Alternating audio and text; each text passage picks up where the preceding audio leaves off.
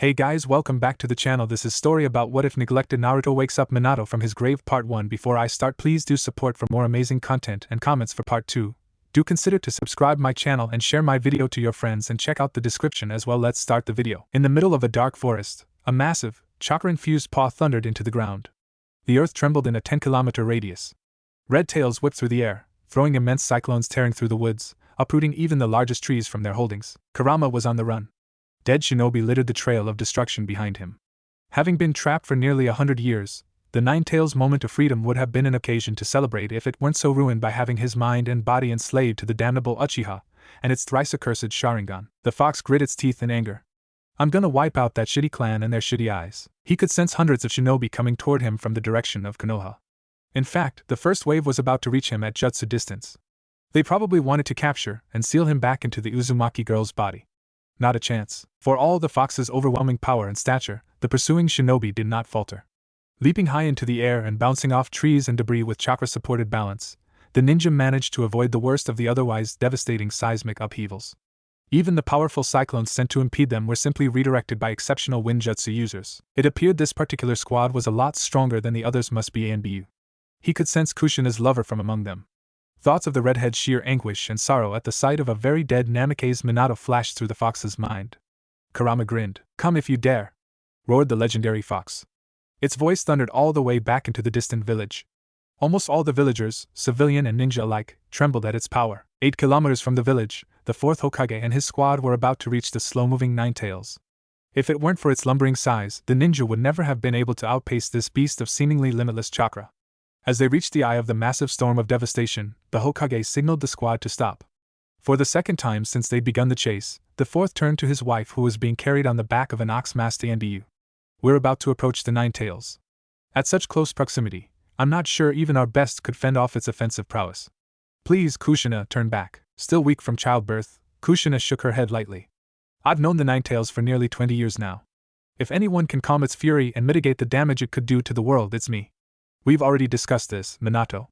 For the safety of our village and all the villages and people of this world, the Nine-Tails must be sealed, and he must be stopped.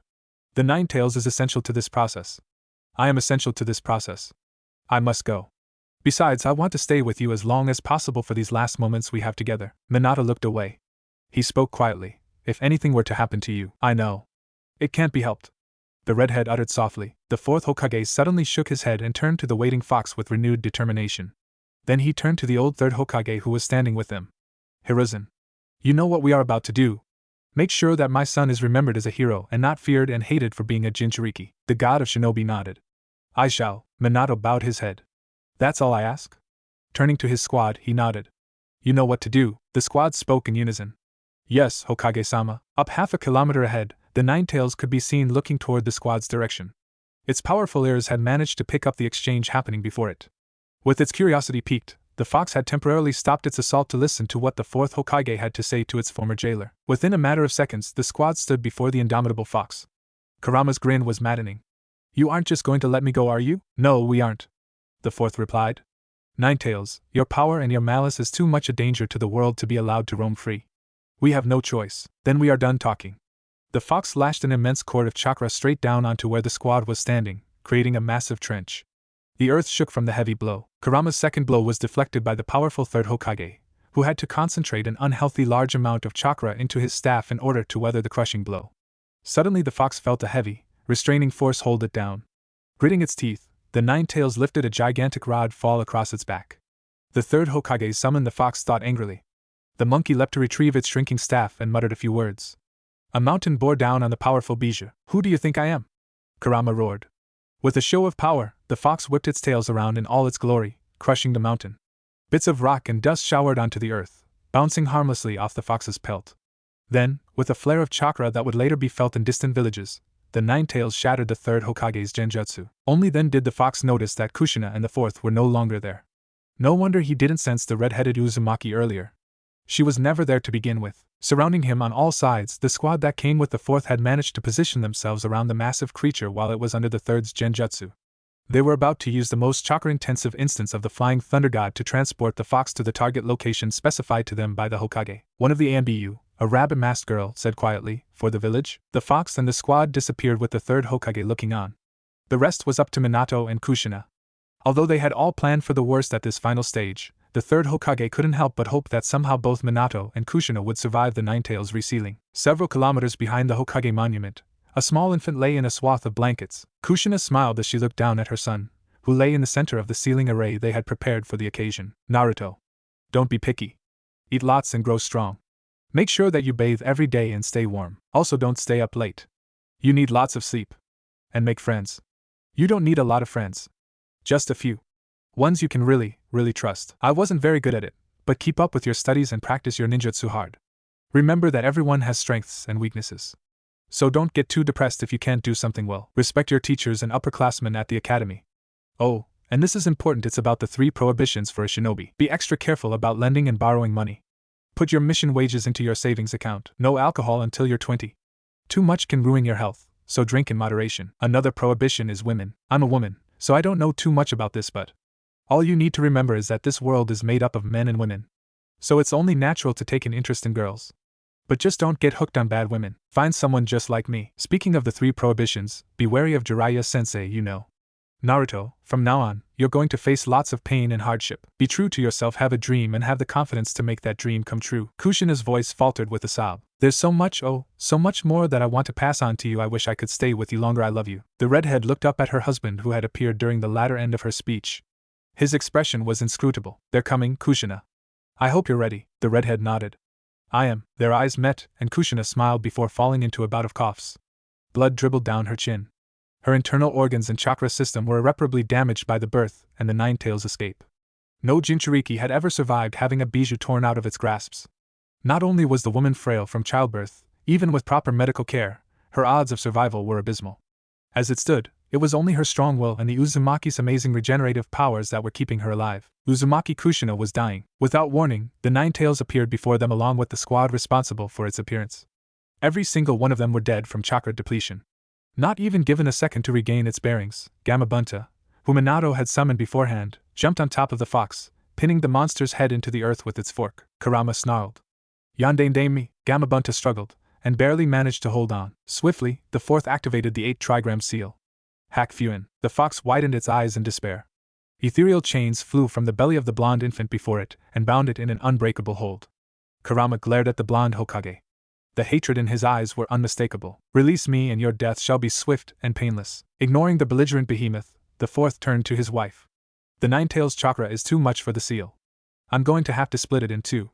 There's only one way I know of that can do this. Kushina's eyes widened in horror. A lump formed in her throat. The dead demon consuming seal. Minato nodded. We'd already guessed that this might have been the case. The Ninetales is powerful. Kushina sobbed. No, not you too. She wanted to cry. It was so unfair. Here was the most wonderful man in the world sacrificing his life and soul, and for what? Why couldn't someone else do it? Why him? Why did he have to die? Questions flooded her mind. Naruto was supposed to have a father. Kushina gulped. But I could. No, you can't. The 4th cut in. Your chakra system is all but destroyed. No one else knows how to cast it yet. His voice softened at his wife's apparent anguish. It can't be helped. I love you, Kushina. The village. Fuck the village. Kushina blurted in an unconventional bout of vulgarity. Please. I want you to live. Why does it have to be you? Minato hopped over his son toward his wife, and gave her a hug. Kushina cried into his shoulders. Her lungs were on fire. Every chakra point crushing her nerves and her ability to stay conscious. Despite her pain, Kushina fought desperately to remain alive. To convince her husband to not do this. She knew that it was hopeless. She knew that without this sacrifice, her son would likely be killed by the evil known as the Ninetales. She knew that Konoha would be destroyed and that many more would suffer. Kushina reached up to cup Minato's cheeks in her hand, tears streaming down her cheeks. I'm proud of you, Minato. I know you're being strong for me. You don't have to be. I understand. I love you more than you can ever imagine. Minato smiled, giving his wife a quick peck on her forehead. And I you? He turned to his son. Goodbye, Naruto. Remember your mother's words. I hope he paused, choking back tears. I hope you live a long and happy life even without us to be there for you. Kushina pulled her husband toward her, and the couple shared a last kiss before the 4th gently detached himself from his wife to face the Ninetales. Kurama, enthralled by the drama, had sat through the entire scene without visibly struggling. Whether or not he knew it to be true, Kurama had a lot more interest in the lives of the petty humans before him than he'd ever be willing to admit. You cannot seal me, he argued. Let me go. If I break free on my own, I swear that your village and all its people will be wiped clean off the face of this planet. Let me go. Now, the fourth Hokage shook his head. I cannot. He made several hand seals for the dead demon consuming technique, clapping his hands together for the final seal. Shikafuin, a massive Shinigami loomed out of the ground and plucked Minato's soul from his body. The Hokage chuckled. That was a lot easier than I thought. His body slumped to the floor, no longer housing his soul. The last thing he saw was Kushina smiling at him, giving him her tacit approval while tears continued to stream down her porcelain cheeks. Goodbye, Minato. Naruto. Kushina collapsed, closing her eyes one last time as she succumbed to the pain and exhaustion that she had been feeling since the Nine Tails had been ripped out of her body. The Nine Tails struggled valiantly, but to no avail. If he had had more time, he could have overloaded the seal with his chakra and broken its hold, but time was something he did not have. If only the little couple could have dragged out their farewell just a little bit longer. The fox sighed. Being trapped under the power of the 8 trigram seal, it couldn't do anything but watch as the Shinigami tore its chakra in two and sealed it along with the soul of the fourth Hokage. Well shit, muttered the powerful beast. With its power and consciousness cut in two, the Nine Tails could no longer hold the 8 trigram seal at bay. The bijou was instantly funneled into the small, infant body of baby Naruto. The third arrived with Itachi, Kakashi, and a small squad of ANBU in tow. Quickly analyzing the situation, the former Kage took command. Check to see if any of them are still alive. Secure the boy. His Jinchuriki status and his parentage must be kept hidden. Consider this an S-rank secret until further notice. Seconds later, the team of ANBU returned with a small bundle in their arms. Sandaime Sama reported a pig-masked woman. The third urged her on in trepidation. Go on, the boy lives. The others are dead, and the Nine Tails is gone. The third nodded. He had been expecting the worst. Good work. Take the boy to the hospital. Get him under care. Prepare orphanage registrations for him. Leave the bodies to me. Without a word, she raced in the direction of Konoha with the rest of the ANBU squad following closely behind. Kakashi remained. After several moments, they arrived at the scene. Seeing the bodies of both the fourth and his wife on the floor, he would have fallen into grief if not for his years of shinobi experience and training. Things ended up worse than I thought they would. If only we had more time to plan this out, maybe we could have averted all these casualties. Croaked the third Hokage. Kakashi simply stood next to him, staring in wide-eyed disbelief at the husks of the fourth Hokage and his wife. I failed them. The boy whispered as the rest of the squad left the scene. No, the third stated grimly. There was nothing you could have done. Kakashi clenched his fists angrily. Why am I so weak? The third put a hand on the boy's shoulders. You are not weak. If you had not strove to do your utmost. If it weren't for your will of fire, the outcome would undoubtedly have been much worse. We've managed to avert the worst of the crisis. The village is saved, but at the cost of many lives. All who served this night are heroes, and that includes you. The third paused for a second. We'll have to put these bodies in temporary storage and carry them back. You remember how to do that, don't you? Kakashi nodded. The third continued. I'll take care of Minato. And with that the two set to work. As the third was preparing the seals for the fourth, a sudden thought occurred to him. Minato's body was in perfect condition. He was absolutely certain that the man could be revived if his soul were returned to his body. I'll have to preserve the body somehow. The third gazed apologetically at the young Hatake as he was drawing up Kushina's body scroll. It was best if the boy didn't know of these plans. Knowing him, Kakashi would make releasing Minato's soul his life mission and lose sight of himself. It would be cruel to give him false hope. The third skillfully drew the storage seal of indefinite preservation and infused a permanent portion of his chakra into it. At the same time, the third laid out a second scroll with his other hand, and he drew out the more generic body storage scroll. Then, with a silent jutsu, he infused the scroll with a perfect copy of the fourth's body. It was done. The old man gave Kakashi a quick glance. Now all he had to do was master the dead demon-consuming seal, and see if he could make any progress in retrieving the fourth soul. All this happened in less than 10 seconds. Kakashi was still working on Kushina's body scroll. The third got up slowly and stretched his tired bones before making his way to the bodies of the fourth's personal ANBU detachment. The day after the funeral ceremonies, Hiruzen sat in the Hokage's office dressed in Hokage garb, and unfurled the scroll he had retrieved from the Forbidden Jutsu archives. The Dead Demon-Consuming Seal. The Dead Demon-Consuming Seal is a sealing technique created by the ancestors of the Uzumaki clan. It enlists the power of the god of death, and, at the cost of the user's soul, can be used to seal anything of equal or lesser value. It is uncertain how the original Uzumaki were able to solicit the Shinigami to their will, and the terms of the contract to this jutsu is unknown. The value of a soul can only be gauged by the Shinigami alone. Users can find themselves only able to seal a fraction of what they intend to seal. When called upon to seal the soul of another being, the Shinigami allows for a contest of power and will. If the user is weaker than his or her target, then it is entirely possible that the user will be unable to seal that target. All sealed contents are stored in the Shinigami's belly. The user's soul will be taken regardless of the technique's success. TCH. I thought so. The old shinobi scoffed in his mind. I can't even summon this thing without losing my soul. How incredibly convenient. The hand seals, chakra techniques and exercises for this seal are as follows. His eyes flicked through the rest of the scroll. That's IT? The old Hokage yelled aloud. The guard to the office poked his head through the door. Hokage-sama? The old man relaxed and set the scroll back onto his desk. Nothing's wrong, Kirishima. The Hokage paused for a moment. Actually, could you have one of the messengers notified to send for Orochimaru? Right away, Hokage-sama. The door closed quickly and the guard was gone. The god of shinobi put the scroll in his desk and took up the morning stack of paperwork. This is going to be a long day. Unfortunately, Orochimaru wasn't in the village. The old Hokage was busy with administration and dealing with the political aftermaths of the Ninetales attack and the death of the fourth Hokage.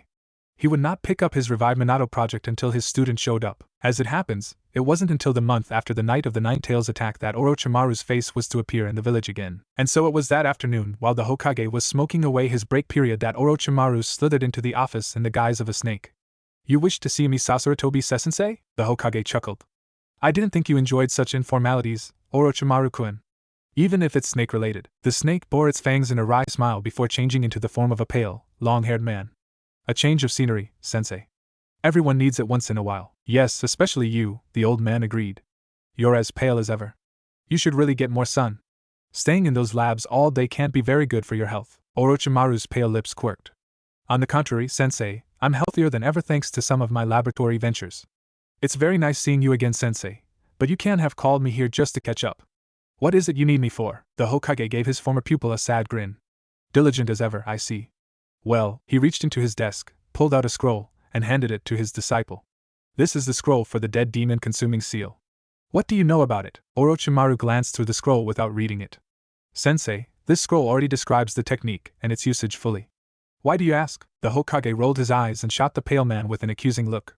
A scroll rarely describes all facets of a technique. This is especially true of forbidden techniques such as this one. You know this, Orochimaru. Orochimaru grinned. My apologies, Sensei. Unfortunately, I do not know more than this scroll has to offer. I guess it wouldn't be so easy, would it? The old man muttered. Then sitting up, the Hokage gave his student a stern look. And that's why you are here. I need you to help me with research on this technique. We are both connoisseurs of the world's many jutsu. I am old, but you are young. I no longer have the time or energy to make such ventures myself. The Hokage pointed at the stack of papers sitting on his desk. I'm a slave to paperwork, as you can see. Orochimaru shook his head in sympathy. And that is why I've never cared for the position of Hokage. Much too time-consuming, even with all the powers the position bestows. The third nodded. You, on the other hand, have inherited my labs and research into which I once so avidly delved in my youth. I would like you to find a way to release the souls taken by the Shinigami of the dead demon-consuming seal. Orochimaru tilted his head. A way to release the souls sealed with an Uzumaki technique? Whose soul are you trying to retrieve, Sensei? I'm sure the only person who knew of the technique in the village was Uzumaki Kushina. In fact, she was the one who wrote this scroll. Here, Orochimaru opens the scroll and stabs a finger at Kushina's name at the bottom. The snake man grinned. It's the fourth, isn't it? TCH. You're too damn smart, Orochimaru-kun. The old man frowned lightly. I have the fourth's body interred in an indefinite preservation storage scroll. Orochimaru simply gleamed. An empty body waiting for a soul to give it life? And where do you have his body stored, Sensei? I believe if you leave everything to me, I may be able to revive the fourth in your place. When that happens, I will hopefully be able to bring a living, breathing Namikaze Minato back to Konoha. The third chuckled. His student knew him well. That would be perfect. I'll deliver the scroll to you myself later this evening. Consider this project a secret between the both of us. He paused and took a deep drag, filling the room with smoke afterward. Imagine the surprise on the people's faces when they see their fourth Hokage up and kicking again. The old man chuckled. Orochimaru chuckled along with him. Yes, imagine that. With me in his body. Later that evening, the snake Sannin could be seen tossing the scroll containing the fourth's body from hand to hand. He hadn't perfected the soul transfer technique yet, but his estimations told him that he'd have it mastered in a short number of years. Orochimaru was a patient man. He could wait. Several months later, wearing a demon-faced mask, one of Konoha's 10 ANBU captain knelt before the Hokage. The old man sat behind his desk with an impassive look. Report. The man nodded. Hokage-sama, we've discovered the identity of the culprit behind the disappearance of the various shinobi and citizens throughout the village. The man paused. The Hokage chewed his pipe impatiently. Go on. It's your student, sir. It's Orochimaru. He's been using them for his experiments. We found many notes and chakra diagrams in a raid we conducted not far from the edge of the nation. Hiruzen's pipe fell out of his mouth and clattered to the floor. He'd seen and heard many things over the course of his long shinobi career, but the news of his student's betrayal hit him harder than when he heard of the Ninetales' appearance in the village nearly a year ago. The ANBU captain stood waiting for the Hokage's orders. Hokage-sama? No, he could not show weakness. Not now. The old man cleared his throat. Call all the ANBU captains not currently on duty to me now. The captain bowed. In less than 5 minutes, 4 of the 10 captains of ANBU entered the Hokage's office and hailed him simultaneously. Hokage-sama, the third Hokage wasted no time. I am told that you found evidence of Orochimaru's guilt in the investigations to case number 2. Is this correct? 3 of the captains stepped out. Yes, Hokage-sama. We have all relevant documents right here. The Hokage looked through the papers, hoping beyond hope that somehow they were wrong. As his anxiety and dread solidified into certainty, the Hokage heaved a small sigh. Orochimaru is to be branded an S-ranked criminal. We must capture him. Kill if necessary. Where is he now? Use whatever info you have pertaining to Orochimaru's location and motives. Report all pertinent data to me. Organize your squads to your own quadrants. I will assign 10 extra shinobi to each squad currently here. If you find Orochimaru, call for reinforcements, and report his location back to Intel immediately. Do not engage unless you absolutely believe you can subdue him. Orochimaru is an incredibly dangerous shinobi. Any questions? The ANBU remained quiet. They were well trained in the efficient organization of missions, priorities, and abilities. Each captain knew what it was they were to do, and would segregate tasks among themselves and their subordinates. The Hokage nodded. Dismissed. Orochimaru knew when he was caught. He didn't think they'd suspect him enough to actually raid one of his labs. He was one of the legendary Sannin and a trusted student of the third Hokage himself. Even with his good reputation, Orochimaru did not hesitate to place safeguards where it was needed. His precaution paid off. Orochimaru escaped the moment he realized that an ANBU raid had been conducted in one of his more private labs. The Snake Man smirked as he raced through the forests of Konoha at blinding speed. Looks like the old man is finally catching on. I wish I had been there to see his face when he heard the news. Orochimaru suddenly had a thought and began to cackle. Now imagine his face when I return in Minato's body to wipe out Konoha. I'll definitely be there to see that. 12 years after Orochimaru was branded an S-ranked criminal, the Sannin sat in the chair prepared for him under a well-shaded veranda. Sitting next to him was his old mentor, the third Hokage. Below them, Gaara, the Jinchuriki of Suna, was being pummeled by Itachi's brother, Uchiha Sasuke. The Snake Man, dressed as the fourth Kazekage, cleared his throat. I'm impressed, he uttered in a deep voice. This Uchiha is actually able to penetrate my son's defenses. The Hokage chuckled. Yes. Talented mentors make for talented students. Konoha is full of talents. Their will of fire burns strong. Orochimaru resisted the urge to roll his eyes. The old man was clearly trying to impress him with Konoha's military might. Orochimaru refused to be impressed. What's your will of fire going to do for you when I have your village crushed under my feet? I already have your shinobi of strongest potential under my leash. Once I have Sasuke's body and his natural Sharingan, I will be unstoppable. Not giving the Hokage even a hint to his thoughts, Orochimaru simply agreed. Yes, Konoha is indeed talented. I hope our villages can remain in good relations. The old man chuckled again. Yes. Konoha will ever be an ally of the sand as long as Suna treats us in kind. The Kazekage simply nodded. He couldn't wait to crush Konoha and gloat in victory to his former superior. How dare the old coot nominate Namake's Minato over his own student? Below, Gaara had shrouded himself in a sphere of sand. An ice spun high in the air atop the arena. Sasuke was being pushed to his limits, and his hold against the cursed seal was weakening. Sasuke was angry and hungering for power. Some of that anger was artificially produced by the seal. The rest was from Sasuke himself. What a piece of work he left behind him after massacring his clan, thought Orochimaru. Itachi, with his diversity of Sharingan, chakra control, and prowess, would have been the better candidate, but Itachi was too powerful to be taken at this stage. What a pity that I'll have to make do with his third-rate brother. Sasuke charged his last Chidori and simply flew toward his opponent at amazing speeds. The Hokage smirked. Your son put up a valiant fight, but it appears Sasuke has the upper hand. Underneath his face mask, Orochimaru grinned. I wouldn't be so sure about that. In the middle of the arena, Gaara uttered a scream of pain and joy. Yeses. I will definitely kill you. You will prove my existence. A massive arm of sand leapt out into the air to crush the gaping Uchiha, who was saved only by the Sharingans alerting him of the intended movement.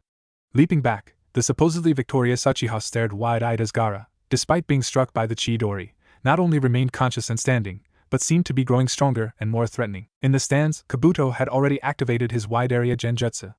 Except for some of the more experienced or intuitive shinobi, Everyone was asleep. Orochimaru threw up his robes in one hand and a kunai straight into the Hokage's head with the other. The Hokage whipped around and the kunai flew back toward the snake man. Orochimaru smiled. Of course the third won't be killed so easily. Why am I not surprised? Around them, the Sound 4, Orochimaru's cursed ninja, erected the violet flames barrier. One of the ANBU who was attempting to rush to the Hokage's side hit the barrier and was burnt to ashes. Outside the barrier, near the village border, a giant three-headed snake broke through Konoha's massive city walls.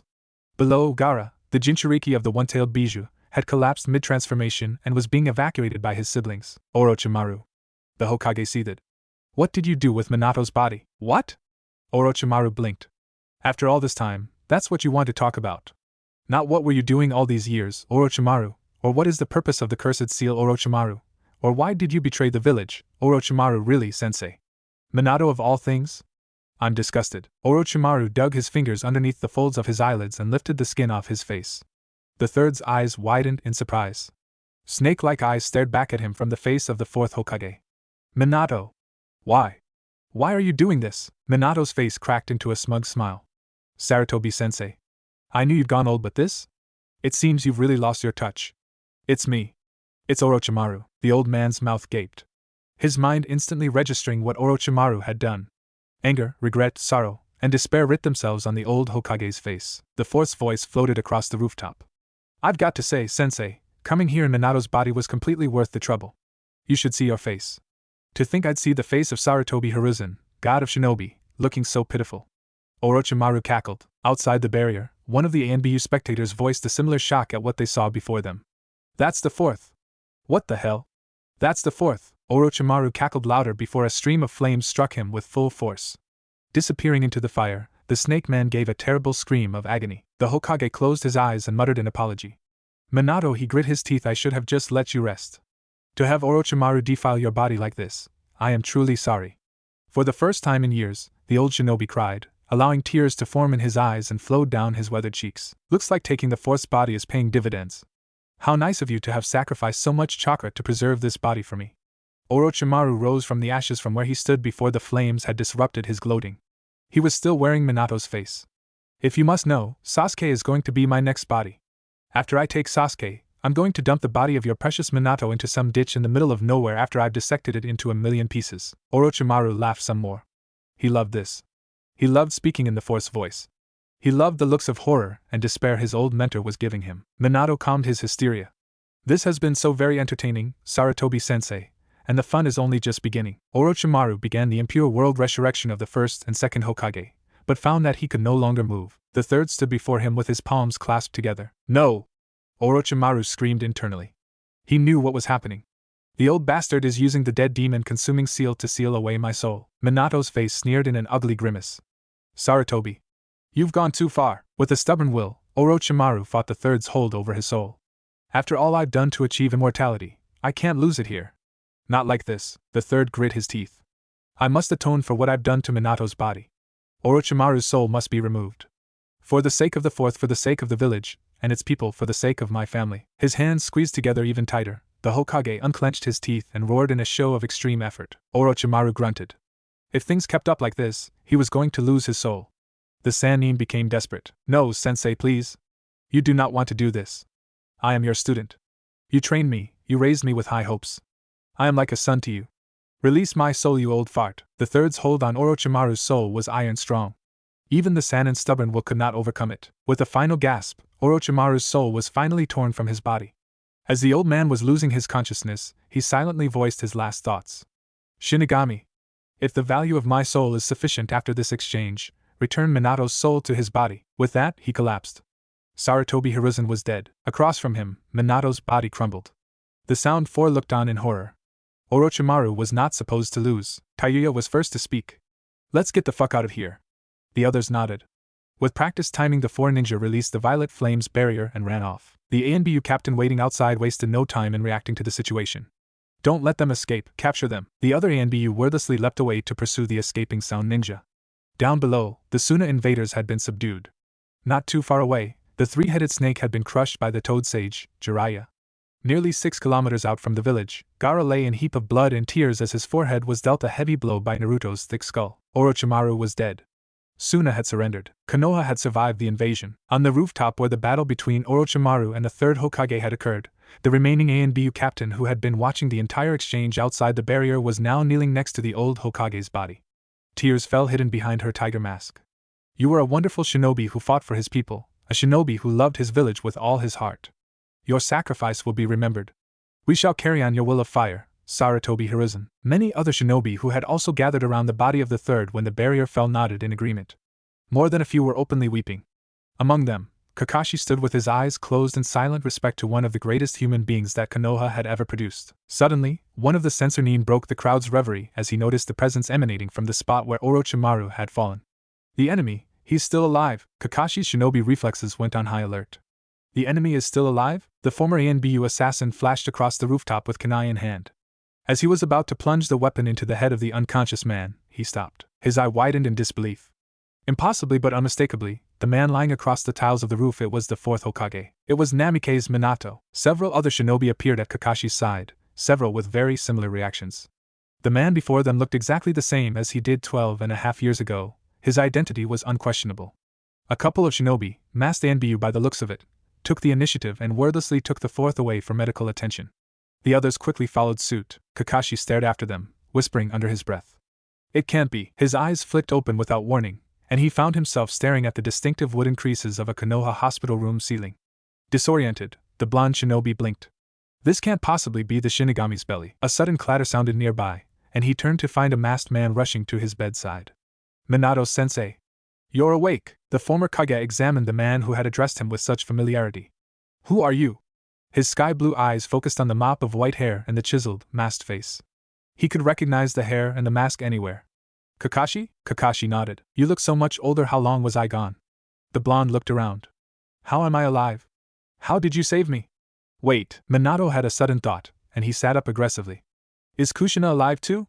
Where's my son? Kakashi rubbed the back of his head with a single hand and smiled apologetically. Whoa! Sensei, slow down. Let me give you the answers in the order you've requested them. The yellow flash slowly settled back into the pillows behind him. Kakashi paused. Whatever he had to say, Minato was ready to assume the worst. It's so good to have you back, Minato-sensei. It's good to be back. First and most importantly, Kakashi held up a finger and leaned forward. Minato prepared himself to hear bad news. I'm going to have to establish a little background. So bear with me. Minato scoffed silently. Since when did Kakashi become such a taunting conversationalist? Still, it was an improvement from the grim, suicidal ANBU specialist that Minato had last known him to be. You are currently being housed in a shinobi hospital room near the Hokage Tower. We found you yesterday lying on the rooftop after the battle between the third and his student, Orochimaru. Both are now dead. Minato's froze rigid as his eyes widened in disbelief at the news. He made no other response, allowing Kakashi to continue. I see that's news to you. Kakashi noted. Have you noticed where we are? The fourth nodded. We're in a Konoha hospital room near the Hokage Tower, but there is no hospital near the Hokage Tower. Either you've built a hospital while I've been away or I'm in the torture and interrogation building. Did I get that right? With perfect accuracy. You get 100 points. Kakashi smiled. You may not have noticed, but you are currently confined under maximum security. There's a seal on your chakra to prevent any funny business, and you won't be able to get 5 feet past this bed. Minato sighed. And you're about to tell me why. Kakashi nodded. Basically, we don't know how you are alive right now. We believe your body may have been possessed by Orochimaru since your death. In fact, we have several witnesses corroborating the story of Orochimaru having fought the third in your body. Minato shivered. Orochimaru, that slimy snake man in his body, gross. If Kakashi noticed the forced reaction, he didn't show it, choosing instead to continue his dialogue. While many wanted to see you revived, others were afraid that we'd be reviving Orochimaru instead. That's why you're here. At this, Kakashi lifted his headband to look straight into the fourth's irises with his Sharingan eye. Are you Namikaze Minato? I am. Minato replied. Kakashi dropped his headband over his Sharingan. I never doubted for a moment. I'm glad I have your confidence. The blonde shinobi gave his student a dazzling smile. How's my son? Kakashi let his spirits relax as he relished the change in topic. Alive and well. He looks up to you and is growing to be a powerful shinobi. He's recently been apprenticed to Jiraiya and has been making amazing progress. I believe he's even learned to summon Gamabunta. Minato's eyes widened with a mixture of shock and pride. And Kushina? How is she? Kakashi's face fell and a pang shot into Minato's heart. Kakashi, is she? Kakashi nodded silently. We thought the both of you died together. We have you buried next to each other, but I guess whatever we have buried next to your wife must have been a replacement of some sort. We checked. Your grave has been untouched since the burial. Minato gulped, but held his composure. He'd have his meltdown later, but now wasn't the time. Is there anything else I need to know? A few stray tears betrayed him as they slid down his cheeks. Since he hadn't technically seen his wife die, Minato had held on to an unreasonable hope that she might have survived their ordeal. The finality of his student's words painfully crushed that hope and cast it into hellish oblivion. Yes, said Kakashi. We are currently in the year 115. It's almost exactly 12.5 years since you were last known to be alive. Also, your son doesn't know who his real parents are and was raised in an orphanage since birth. He doesn't know that you're his dad. Both his status as a Jinchuriki and his parentage are an S-rank secret by decree of the third Hokage. Also, thank you, Kakashi. Minato bowed his head as he fought to hold his crushing feelings of loss at bay.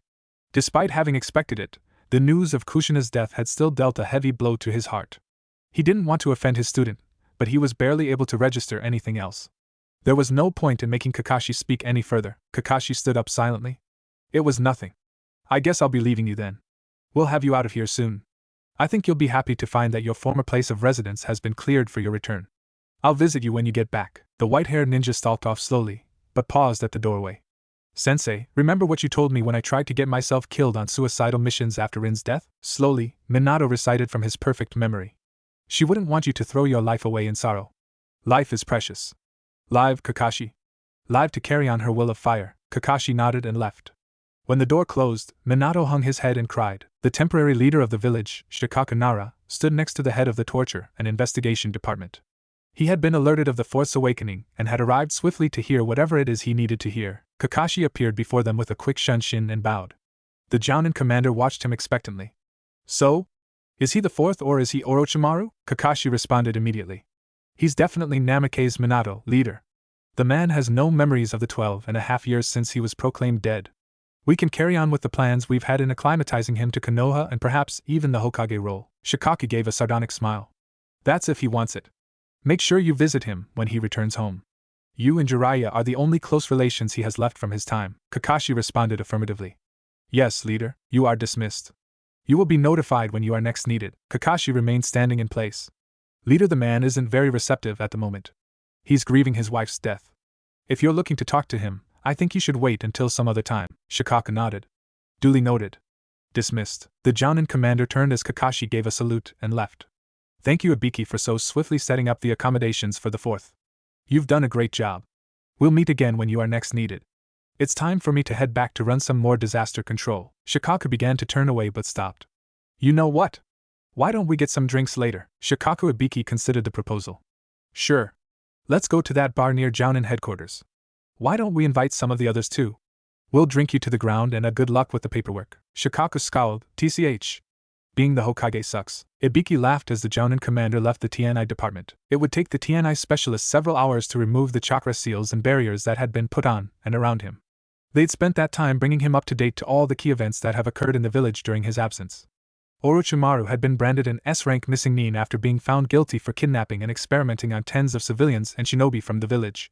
It was only in recent months that the man had made his reappearance in the village of Konoha, which culminated in his death by the hands of the late third Hokage. Before the invasion, the Snake Sannin had also been found to have joined the ranks of an organization known as the Akatsuki, which was being headed by an increasing number of S-ranked missing nin. The names of these S-ranked members were then listed along with a number of crimes they were known to have committed. Some of the names were completely new to the man who had been gone for 12.5 years. Pain? Zetsu? Deidara? Others were more familiar. Hashigaki Kisame, the most powerful of the 7 ninja swordsmen of the mist Uchiha Itachi. Uchiha Itachi, the image of a small boy burbling happily in the arms of Kushina's friend, Uchiha Mikoto, instantly crossed Minato's mind. Apparently, Itachi had murdered every single member of his clan with the exception of his brother, Uchiha Sasuke, before leaving the village as a missing nin. The Uchiha were the most powerful clan in the village. This Itachi must be a terrifying and exceptional shinobi. Minato noted quietly. The woman who was speaking nodded and cleared her throat. She was handed a cup of water which she drank from gratefully. Kushina's going to be miserable when she hears about Mikoto. Thought Minato before he caught his error. Kushina wouldn't be hearing about Mikoto because Kushina was dead. The woman handed her attendant the empty cup and began to talk about the Konoha's political relations with the various hidden villages. Minato appeared to be listening intently, but inside, he felt listless and torn. The familiar smell of tea wafted in the evening air. As the former Kage opened the door to his old apartment room, he saw the ghost of a familiar red head. She was humming a small tune as she moved through the kitchen with her back turned to him. Minato blinked, and the image was gone. In her place stood a tall, white-haired man with long green sleeves poking out of a light red vest. The man turned around and smiled in greeting. "Yo, Minato. The tea's just about done. I'll be right with you." "Sit." The blonde shinobi remained where he stood, his hands still holding the door open. "Jiraiya-sensei." His mentor gave him a lopsided smile. The wart on the right side of his nose was as persistent as ever. "Who else?" Minato didn't move. The years had apparently treated the Toad Sage extremely well. "He hasn't changed at all," said Toad Sage, turned back around to pour some tea into a cup. "How long do you plan to stand at that door?" he asked in a conversational tone as he sent the tea flying almost vertically up into another cup and back down without losing a single drop. He repeated the process several times with incredible dexterity. Minato pulled up a chair and sat. The scene was so familiar that he almost expected to see his wife waltz into the kitchen to try to sabotage his teacher's performance while chiding him in a playful voice. "Jiraiya-sensei, you show off." Minato's heart twisted painfully as his mentor's voice sounded in a commanding tone. "Here, drink this." Jiraiya whipped around and spun a cup full of tea through the air. The fourth caught the cup between his thumb and two fingers and set it down slowly. Jiraiya strolled out of the kitchen with another cup full of tea in one hand, and the entire kettle in another. He inched back a chair and sat down across from his long-lost student. "I cleaned up the apartment for you. I've also arranged it so that this place would feel more like it used to. You'd be surprised what the last tenant did to your kitchen." The sage smiled broadly, and Minato lifted the cup to take a sip. "How is it?" "Sweet." He took another sip. "Bitter. Just like I remember." Jiraiya emptied his cup with one swig before pouring himself some more. "How are you feeling?" "I feel like my heart's been torn to pieces. I wish Kushina were here." "As do I," said the sage earnestly, "but she's not and we're just going to have to deal with it." Minato gulped, his voice beginning to waver. "To me, it's only been a couple days. I wasn't exactly conscious the last decade, you know. I remember her sitting where you're sitting right now. I'm seeing her ghost wherever I look. When I came in, I saw her in the kitchen humming her usual tune. It's only been a couple weeks since you were here when we told you about Naruto's name. I feel as if she'd walk in any moment." "Minato." Jiraiya cut into his student's tirade. The blonde choked back a sob. "How did Tsunade deal with it?" A hand fell on his shoulders. "Minato, Tsunade was inconsolable after the death of Dan and Nawaki. She's spending the rest of her days as a drunkard, and drinks to forget her sorrow." Jiraiya dropped his hand and spoke in a serious tone. "Tsunade still hasn't returned to the village. Last I heard, she's taken to gambling across the land, and has been striking up debt everywhere she goes." "Tsunade gambles to lose." Jiraiya shook his head. "I know what she's trying to do. That woman is using the losses she's racked up to mask the loss that she feels in her heart. It's clearly not working. She's been at it for nearly 20 years now." His student's face fell. "She's still alive, isn't she?" At this, Jiraiya cracked his palm across the fourth's face. Ignoring his well-honed reflexes, the former Kage allowed his head to be whipped aside by the stinging blow. The Sanin's voice faltered. "Minato, the pain may not really go away, but don't become like Tsunade. We just got you back after all these years. You know, I didn't think I'd see you sitting here talking to me like this ever again." The blonde shinobi looked down apologetically. Suddenly, Minato felt a mixture of affection and gratitude. He was grateful that Jiraiya had come over to set up his apartment for him. Grateful that the man was sitting here in front of him, talking to him and making him tea. Grateful that he cared. "Thank you, Jiraiya-sensei," the fourth said quietly. The Toad Sage smiled. "You still have a son, you know." "I know. With the way you've been sulking, I was almost convinced that you'd forgotten." Jiraiya shook his head. "When are you planning on visiting him?" "Tomorrow if possible." Minato finished the rest of his tea, and Jiraiya poured him some more. "Tell me about him. How is Naruto doing?" When it came to his son, the subject seemed to stretch on endlessly. Naruto was an incredibly outgoing boy with mischievous tendencies and a distinct sense of humor. Apparently, he had taken to calling the legendary Toad Sage Ero Sennin. With good reason, Minato thought. The two talked late into the evening and were only interrupted by the appearance of one Hokage Kakashi, who came in with dinner in one hand and a large bottle of expensive-looking sake in another. Jiraiya fixed his fellow white-haired shinobi with a deadpan glare. "You're late. It's almost midnight." Kakashi waved apologetically. "Well, I saw a couple of pretty butterflies and I lost myself in a dream. You understand what that's like." The sage gave a stern nod. "Well, if it's the butterflies, then I can't really fault you. They must have been exceptional." "Very." Kakashi smiled as he set the table with several plates of steamed buns and tightly sealed bowls of noodles. Horrified, Minato looked from Jiraiya to Kakashi and then back to the Sannin. "No way." Kakashi looked to his mentor as he set some disposable chopsticks in front of him. "What's wrong, sensei?" Minato stood up. "Jiraiya-sensei. This is not what I meant when I asked you to help him out of his depression." Jiraiya simply laughed loudly at his student's protest. Realizing he wasn't going to get his message across, the fourth sat back down and muttered sulkily. There must have been better ways to do it than to teach him your habits. At this, the Toad Sage became hysterical. Kakashi pulled down his face mask to eat his share of the food. Later, the three ate, drank, and talked well into the morning. By the time they'd finished the last of the noodles and steamed buns, sunrise was only a few hours away, and Minato had consumed most of the sake that Kakashi had brought earlier. Kushina, nothing will happen to you under my watch, he muttered before passing out in a drunken stupor. I promise. The two more sober shinobi looked at each other knowingly, and carted the fourth Hokage into bed. Kakashi cleared the table as Jiraiya filled a small tub with soap and water. 15 minutes later, the white-haired men laid out the individual futons that they had each brought with them on the apartment's living room floor. Kakashi laid flat on his back staring up at the ceiling. You think he'll be okay? Definitely, Jiraiya replied with confidence. We're here for him. He'll be fine. Kakashi closed his eyes, muttering one last word before drifting into sleep. Hopefully. Sunlight flew through the room as Kakashi drew the curtains aside. The effect was instantaneous. Minato groaned and threw a pillow over his head as the light fried his eyeballs. Go away, he muttered. Kakashi tore the pillow from his mentor's grasping hands. Kushina's being so mean, thought Minato as he blindly reached for the pillow that Kakashi held just outside his reach. Kushina, he groaned as he opened his eyes against a glaring hangover. His vision blurred, then refocused onto a mop of white hair over a dark blue mask. Yo, my cute Minato-sensei. Minato leapt out of bed with a screech and landed on his feet on the other side of the bed, his body settled in a defensive stance. Kakashi? What are you doing here? He asked as he dropped his stance and stumbled, nearly losing his balance. His student flashed across the room to catch the extremely hungover blonde. I came to visit you last night, remember? I brought food and sake and everything. The blonde rolled his eyes. No, I meant what are you doing here in my room? Kakashi smiled innocently. Do I need a reason to visit my cute little sensei? Oh my god, Kakashi! Minato cried, exasperated. His brain throbbed against his skull, causing him to wince in pain. Kakashi settled his mentor into a nearby chair. We were going to see your son today, remember? Jiraiya-sama is going to take your son on a trip to find Tsunade. Weren't you going to go with them? Minato leapt out of the chair, ignoring the debilitating symptoms of his hangover. They're leaving this morning? What are we waiting for? Kakashi made an exaggerated grimace. Well, first, you'll need some breakfast. Second, you're going to do something about your horrible breath. Third, you're going to pack and make yourself presentable. But what if you still have a few hours before they meet and head out? Don't worry about it. Remember. Main entrance. 10 o'clock. Minato nodded as Kakashi opened the bedroom window. The masked shinobi gave his mentor one last look. There are some hard-boiled eggs on the kitchen table and heated tea on the stove. You'll find something for your hangover in the bathroom cabinet. Kakashi put a foot to the window ledge. See you later.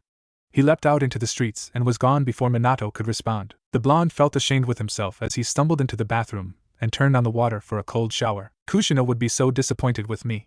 The former Hokage laughed mirthlessly after realizing that he'd stepped into the shower still wearing the hospital-issued clothes he'd had on since they'd found him. The water soaked into his shirt.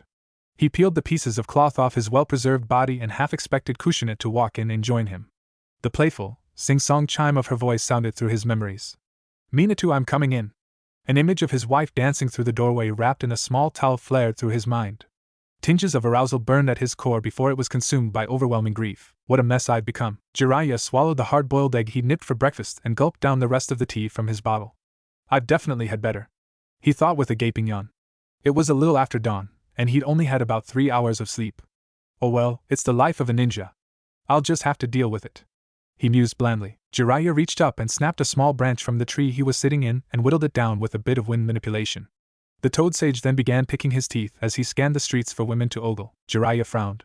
He only managed to spy an old lady taking an early morning walk. Her bosom hung perilously near her waist, and it was clear that she was at least 30 years older than he was. He ogled her anyway. I've definitely seen better. It was at this moment that Kakashi chose to fly out of his student's bedroom window and land on the branch next to him. Jiraiya stood up. Well, that was quick, let's go. Kakashi nodded and the two flew across the roofs of Konoha toward the village's council room. They landed in front of the administration's complex and began to make their way to the registration desk. You think you can convince them to choose her? Kakashi asked. They'll listen to me, the sage said with confidence. The attendant at the desk saluted as they approached. Jiraiya-sama, we have you registered. Please go ahead. It's the main council room which is on the top floor. I know, Jiraiya said as he made his way toward the stairs. Of course, excuse me. The attendant replied apologetically before turning to face the white-haired jounin before him. Kakashi, you're late. So was Jiraiya, and we were only late by a couple minutes. Kakashi smiled. Well, you know how it is. The attendant rolled his eyes and pointed toward the stairway. Up ahead, please. The Jounin nodded and disappeared with a swirl of leaves and a shunshin after signing the register. For what felt like the 100th time since he's taken the job, the attendant scowled as he stared at the pile of leaves littering the ground. Damn it! I swear he does that just to piss me off. The man left his desk to get a broom. Around the council room table sat Konoha's most prominent political and military figures. Sitting at the head of the table were the only two members of the Konoha Council, Hamura Mitokado and Koharu Yutane. They were the ones who would have the final say in who was to become the next Hokage. Sitting on their left and right were Shikaku and Jiraiya respectively. Behind them stood several ANBU figures wearing their customary masks. Further down the table, Danzo sat with his eyes closed. He was the only other person in the room who had the privilege of ANBU protection. Kakashi scoffed silently as he completed his scan of the room. I know for a fact that those two aren't ANBU. Having been a part of ANBU, the former specialist knew that no two ANBU ever wore the same mask in each other's presence. Clearly, Danzo still fielded private soldiers, but despite the original decree for Danzo to dispel his root operatives, the council had turned something of a blind eye to the man's disobedience. Before he could muse further, Koharu cleared her throat loudly. Thank you, Kakashi, for being less late than usual, she said pointedly. Now then, with the addition of Hatake Kakashi, we may now begin the meeting. Koharu finished her speech and looked to Hamura, who cleared his throat and began his part. All of you know why we are gathered here. The late third Hokage has passed away defending the village to the very end. He was an exceptional shinobi of Konoha, and his passing will be greatly grieved. His will of fire lives on in all of us. We cannot linger forever in our grief. The village needs an Hokage. It needs someone to lead its people and help to create and maintain a peaceful, lasting Konoha. Hamura paused to give everyone a hard look. Here we have gathered some of our most exceptional shinobi, and I know some of you have serious aspirations to take the seat. At this, both council members looked pointedly at Danzo, who sat very still in place. However, we already have a list of candidates from among you who we deem acceptable for the position. Those who aren't on this list have our deepest apologies. Hamura looked straight at Danzo, who feigned apathy. The only trace of his discontent was the tightening of his knuckles over the table. Koharu picked up where Hamura left off. We actually only have 3 people on our list. If none will take the position, then we will see about other candidates pending suggestions. She turned her eyes to the man sitting next to her. Shikaku Nara, you've shown yourself to be an able commander and an inspirational leader. Orochimaru's invasion and Tsunade's betrayal left our village in a desolate state. You've made major contributions to dealing with the aftermaths of these events. In addition to your years as an incredibly efficient and hard-working Jounin commander, we can think of no better person to take up the mantle of Hokage. Danzo nodded his head while several other voices of agreement rung from the crowd. Shikaku sighed and looked around seriously at his fellow villagers. Honestly, I do not want the position. I am not ready for it, nor will I ever be. These last few days have showed me that I neither have the drive nor the patience to be the Hokage. I believe that I'm better suited to doing what I enjoy doing best, and that is to strategize and establish the tactical missions and positions of our various military ventures as the Jounin commander. Someone else will have to take the spot. Koharu fixed the scarred man with a placid stare. That is quite disappointing, but I see you've made up your mind. The Jounin commander nodded. Very well, the old woman sighed. Hamura, you do the honors. The other member of the council cleared his throat. Jiraiya of the Sannin. You are our next preferred candidate. As a long-standing shinobi of Konoha, you've been incredibly loyal to the village. You also hold a long list of achievements under your name.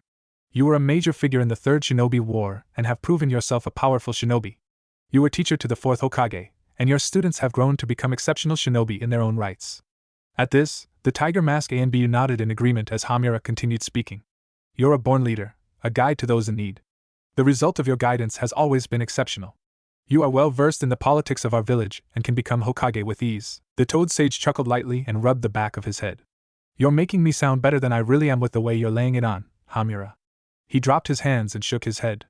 I do not believe I am suited to becoming Hokage, and am definitely more efficient out in the field than in the office. I believe, however, that the other Sannin, Tsunade, is much more suited to the task than I am. As granddaughter of the first Hokage, her war credentials are the same as mine. She is a powerful shinobi in her own right, and is responsible for many medical advances. As former head of our village's medical program, she's shown herself an extremely capable leader who is well loved for both her heritage and the countless lives that have been saved under her influence. Jiraiya gave the 2 council members a look of confidence. She would make a better Hokage than I. Koharu looked to her fellow council member, who gave her an approving nod. Well, we did consider her briefly, but the problem is, we do not know where she is. She is not in the village and hasn't been for many years. If she can somehow be found, then we'd consider her for the position. The Toad Sage nodded sagely. And who is this third candidate that you're considering? That would be our recently recovered 4th Hokage, Namikaze Minato. Obligatory transitional intermission. The council room filled with chatter. Most had not heard about the discovery of the fourth since no official announcement had been made yet. In addition to those in command, only the shinobi who had discovered and cared for the man were privy to the information. Shinobi didn't gossip for very good reasons. Hamura cleared his throat loudly. Silence, please. The chatter died down. As to the circumstances of his coming back from the dead, those can be discussed later if necessary. As of right now, we'd like to officially declare the fourth's discovery an S-rank secret until further notice. Our relations with IWA and Kumo have been tenuous at best. If IWA were to hear of the fourth's reappearance, they may be tempted to try some unsavory military or political maneuvers against us in retaliation for what he did to them during the previous war. Kumo may decide that Konoha had become too powerful with the re-addition of our former Kage. The ramifications are the same. It is best that we keep this amongst ourselves. Danzo chose this moment to open his one unbandaged eye that he had been holding closed. And how would you make the man Hokage if his identity is such an important secret? If he were to become Hokage, then the secret would naturally dissolve. Besides, Konoha just took quite a blow. I'm sure the death of the third and a sixth of our shinobi forces more than makes up for the addition of one Namikaze Minato into our ranks. Koharu sniffed. One of the women sitting in the room motioned to speak. That is true regardless of whether or not he chooses to become Hokage. Hamura shook his head in stubborn refusal of her logic. Well, Danzo interrupted. Since when did Konoha fear other nations to such a degree that it'd force its more powerful shinobi to hide themselves as S-rank secrets? When the legendary Sannin first gained their titles, did we mark them S-rank secrets? When Sarutobi Hiruzen showed an astounding mastery of all 5 elements, did we turn him into an S-rank secret? Has Konoha become so weak that we've become afraid to even harbor powerful shinobi? I remember a time in which powerful shinobi were flaunted to both show the strength of the village and inspire fear in the enemy. The old warhawk sighed. What kind of backwards world are we living in these days? Jiraiya gave Danzo a hard look before articulating his thoughts on the matter as was expected of him. He has a point. This type of secret impinges on the freedom and well-being of our village's strong shinobi. I say we do away with such impositions. The fourth does not need to be shunned by his own village. The council members looked to each other. Koharu spoke up first. Fine. But if IWA or Kumo declares war, know that it is because of what you've decided here today. We are getting slightly off topic. She looked to the only Sannin present. Jiraiya. We don't know where Tsunade is. Since you don't want the position, our former Hokage, Namikaze Minato, would be the obvious choice for the role. Kakashi motioned to speak. Yes, Kakashi? He doesn't want the position. Hamura furrowed his eyebrows as his fellow council member looked to Jiraiya. What? Is that true? Asked Koharu. The Toad Sage nodded. We spoke to him last night. He wants to be sent afield. There's someone he wants to track down, and he thinks he can do it better as an active shinobi. Someone was responsible for the Nine-Tails attack that night, and he says that he can find that person. The council objected. But he can do that and still be Hokage, can he? Jiraiya sighed and shook his head. To be honest, his wife's death is probably the main reason he's rejecting the role. She was the reason he became Hokage in the first place. Now that she's gone, he no longer desires the position. There's really nothing we can do about it. Then I guess we can start taking requests from aspiring Hokage. Jiraiya cut in. Wait, what about Tsunade? Koharu shook her head. We don't know where she is. We've established that. Jiraiya smiled.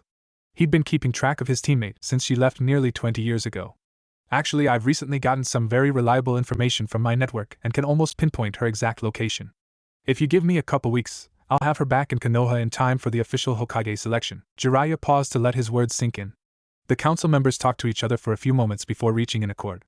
It is agreed. If you can bring Senju Tsunade back to Konoha in time for the official selection, we will give her the position. The Toad Sage grinned. I'd also like to take one Uzumaki Naruto with me. Uzumaki Naruto? Hamura looked to Koharu, who shrugged. They knew exactly who and what Naruto was, but they also knew that if anyone, Jiraiya could keep him secured. We will permit it. Jiraiya mentally gave himself a high five. Minato's coming too. Koharu and Hamura shared a look. Naruto's father. Fine. The rest of the meeting will be dedicated to requests for the Hokage position on the off chance that Jiraiya doesn't find Senju Tsunade. We will listen and judge impartially. Those who aren't submitting a request may be dismissed. Danzo raised his hand to speak. Wait. I'd like to hear about the fourth. A number of attendees voiced a similar sentiment. All right. Hamura sighed. Shikaku, would you? Sure. The village's soon-to-be extemporary leader stood up to give a summary of the fourth's discovery and subsequent recovery. After helping the Jounin commander complete his report on the fourth, Kakashi decided that he was no longer needed and left the meeting room. Jiraiya stayed. He needed to give a rough summary of what he was going to do and where he was going to be during his search for his teammate. He also stayed to help analyze the various Hokage applicants. Jiraiya wasn't foolish enough to believe that Tsunade would simply agree to return to Konoha with him, even if it's to become Hokage in place of their late mentor. The Sannin's voice held a lot of political weight, and he stayed to make sure they didn't pick some dunce who just happened to know how to kiss up to the expectations of the two council members. The meeting would last until noon at least. It was merely 7:28 a.m., a little bit over an hour since the meeting was started. Kakashi made his way out of the administration complex toward Naruto's apartment. After the battle with that red-headed Tsunade nutcase, Naruto had been sent to the hospital for medical treatment only to be released a few hours later despite heavy injuries. As long as his chakra system was untouched, Naruto's Jinchuriki status and his Uzumaki blood almost guaranteed instant recovery from all but the most lethal blows. I don't care what people think, thought Kakashi with a hint of envy. Being a Jinchuriki is awesome. The Jounin stood in front of his student's apartment room door.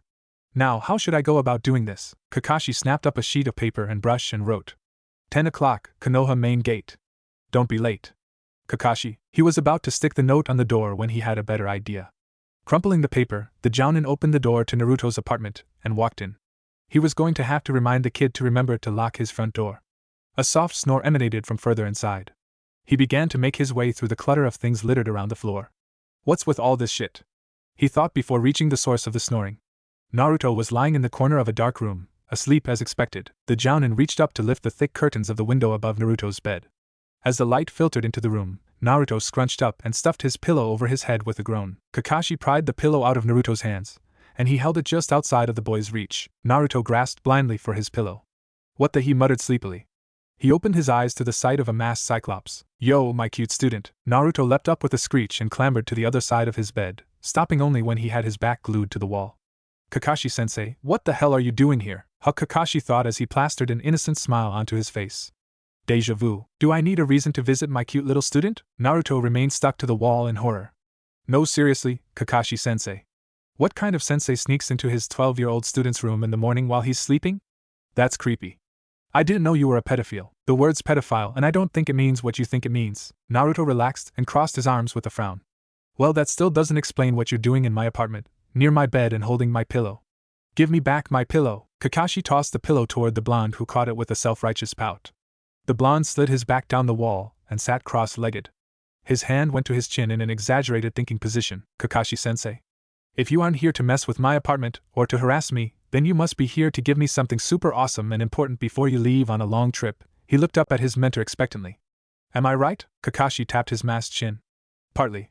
If you think my morning wake-up routine isn't harassment, then I'm pretty sure I failed. Naruto scoffed. Whatever. More importantly, Jiraiya is planning to take you on a training trip and will meet you later at Konoha's main gate. I do in fact have a surprise waiting for you there. Really? Naruto's eyes gleamed in excitement. The Jounin nodded. I'm sure you'll like it. Be there at 10 o'clock sharp. You don't want to be late and miss out. The boy cheered. Thank you so much, Kakashi-sensei. Are you coming on the training trip too? What's the surprise exactly? An exclamation mark punctuated every single statement. It wouldn't be a surprise if I told you now, would it?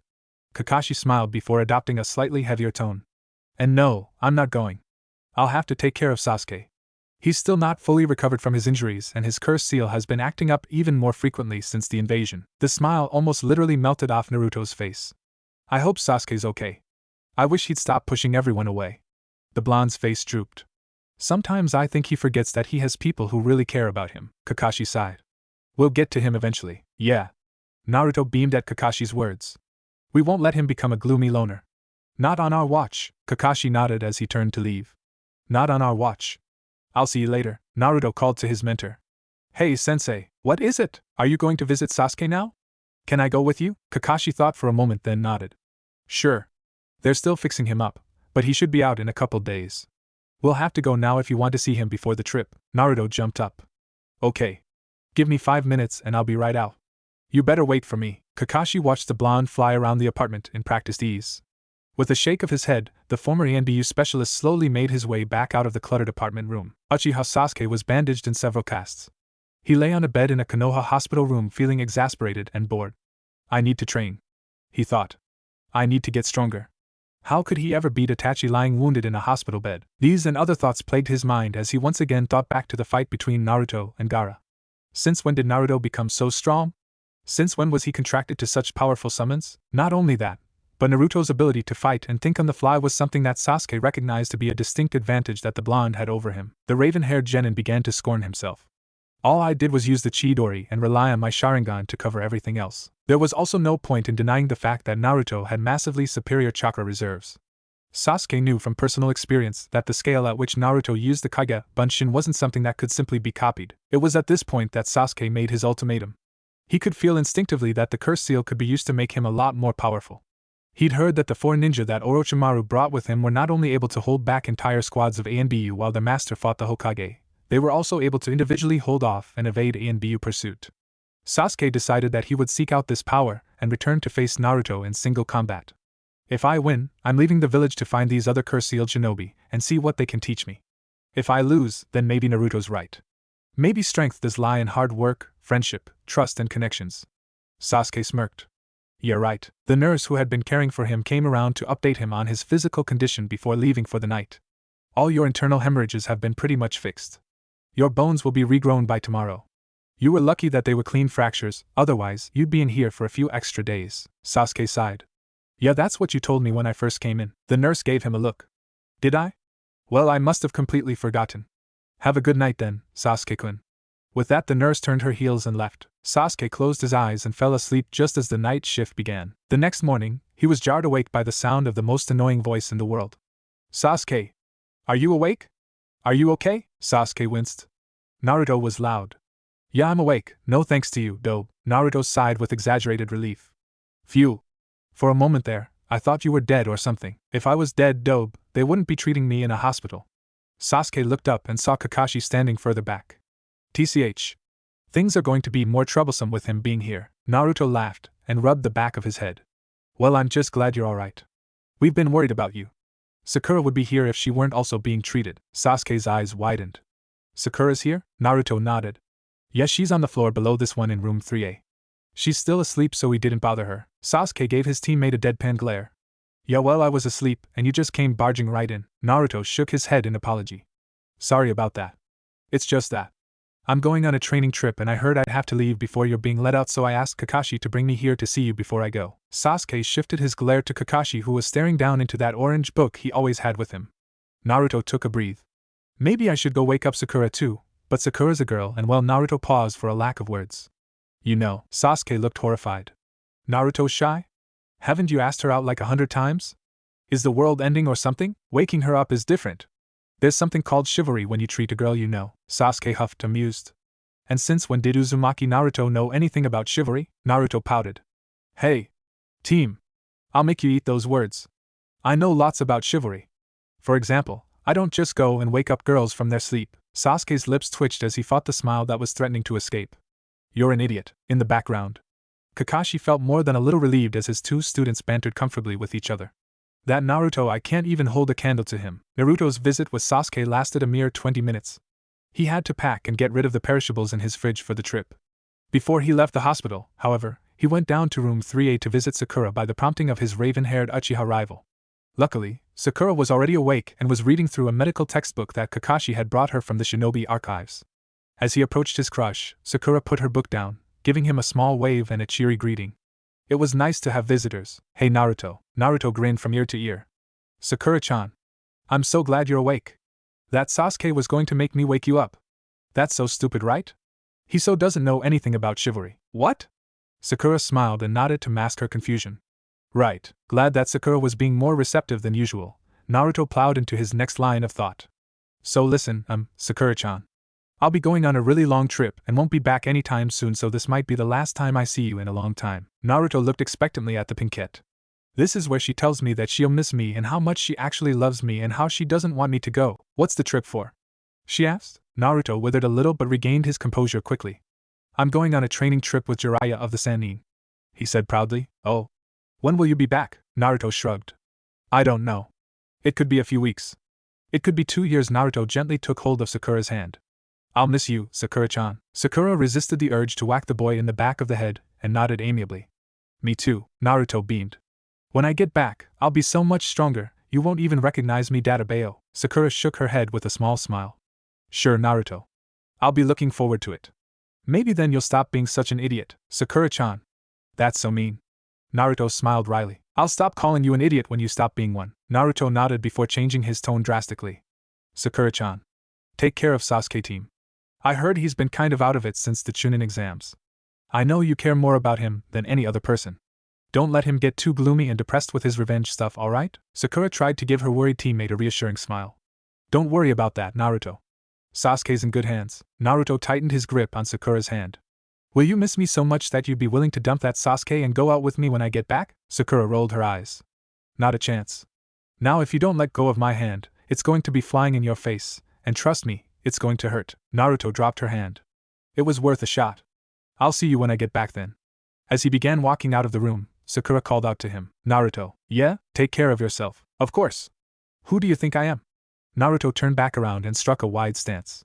I'm the great, future Hokage, Uzumaki Naruto. Yeah, whatever.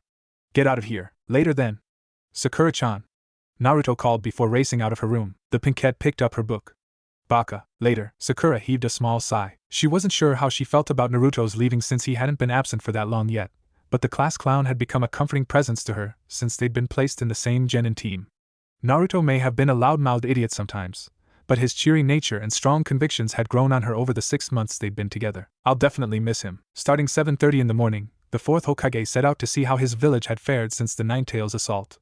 Having had his face carved into the side of the massive mountain cliff hanging over the village, his identity could be easily discerned by any Konoha villager.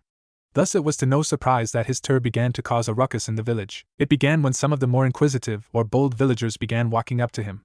The first to approach him was a friendly-looking couple. The male spoke first. The fourth Hokage, Namikaze Minato. Is that you? That's me, and who might you be? He asked with a smile. My name's Hirono Kizashi and this is my wife, Mabuki. It's such an honor to be talking to you. Yandame-sama. The couple bowed and the fourth nodded. The wife spoke next. If you don't mind us asking, where have you been all this time, Yandame-sama? We thought you were dead. Kizashi nodded. I thought I was dead too. It's a long story, but it's good to be back. I see the village population is still growing strong. I look forward to living among you again. The fourth gave his own perfunctory bow. Kizashi grinned. We are only doing our duty to the village. We can never forget the sacrifice you and your wife made for us that night, and we can only put utmost effort into doing our part. Minato missed the latter end of Kizashi's pleasantries as a numbing shock raced through his body. The image of his wife's last moments came crashing down on him like a meteor. I seriously need to do something about these emotional reflexes. I can't keep living like this, he thought inwardly. On the outside, his face recorded none of his inner turmoil. Yes. I hope our sacrifice has brought to our son a better life, he said, referring to the opportunities that Naruto would have with the added powers of having a bija sealed inside of him. The couple shared a look. He had a son? If the fourth had a son, wouldn't they have heard about it? Kizashi shook his head in sympathy. We didn't know you had a son. He is most likely dead. I'm sorry, Yandame-sama. Truly. What? My son is dead? Minato gave him an inquisitive look, the words leaving a bitter taste in his mouth. Last I heard, he was alive and well. Surely you've heard of him? Naruto? Uzumaki Naruto? Kizashi furrowed his brow. Uzumaki Naruto? That Uzumaki Naruto? He was really the fourth son. After the fourth and his wife died sealing the Ninetales into him, Naruto had his Jinchuriki status made known to various orphanage caretakers out of necessity. The Sannin Jiraiya and a small team of shinobi were frequently there to conduct time-consuming checks on the bija seal to make sure that it was functioning properly. Despite having been told that it was an S-rank secret, some of the more gossipy ones managed to leak the information. The entire village was made aware that Uzumaki Naruto was Jinchuriki of the Ninetales in less than a month. S-rank secret or not, people began to talk about it openly. Such brazen disregard for village rules was finally silenced by the public execution of some of the more well-known rule breakers. The village stopped talking about Naruto and the Ninetales, but in exchange, many began to hate the boy, blaming him for the deaths of those who they considered wrongly executed. The blame eventually expanded to include the deaths of the fourth, his squad, and all the Ninetales victims during the night of its assault. That Naruto was the fourth son was all but unknown.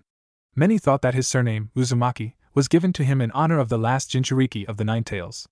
The fourth's wife, Uzumaki Kushina. Whoever heard of a blonde Uzumaki? His being raised in an orphanage didn't help either.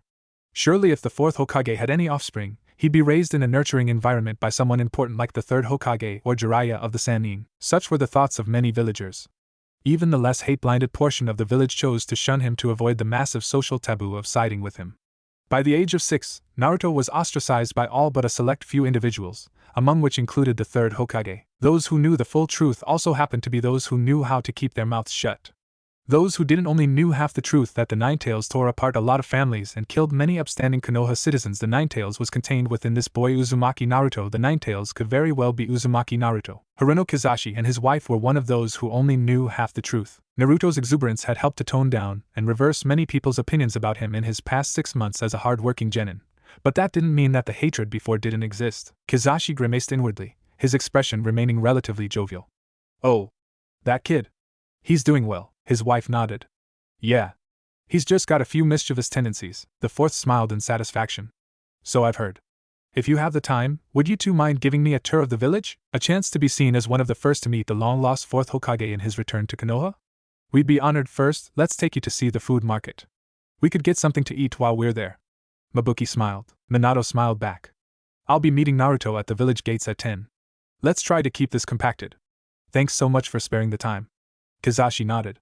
No problem, the fourth practically beamed.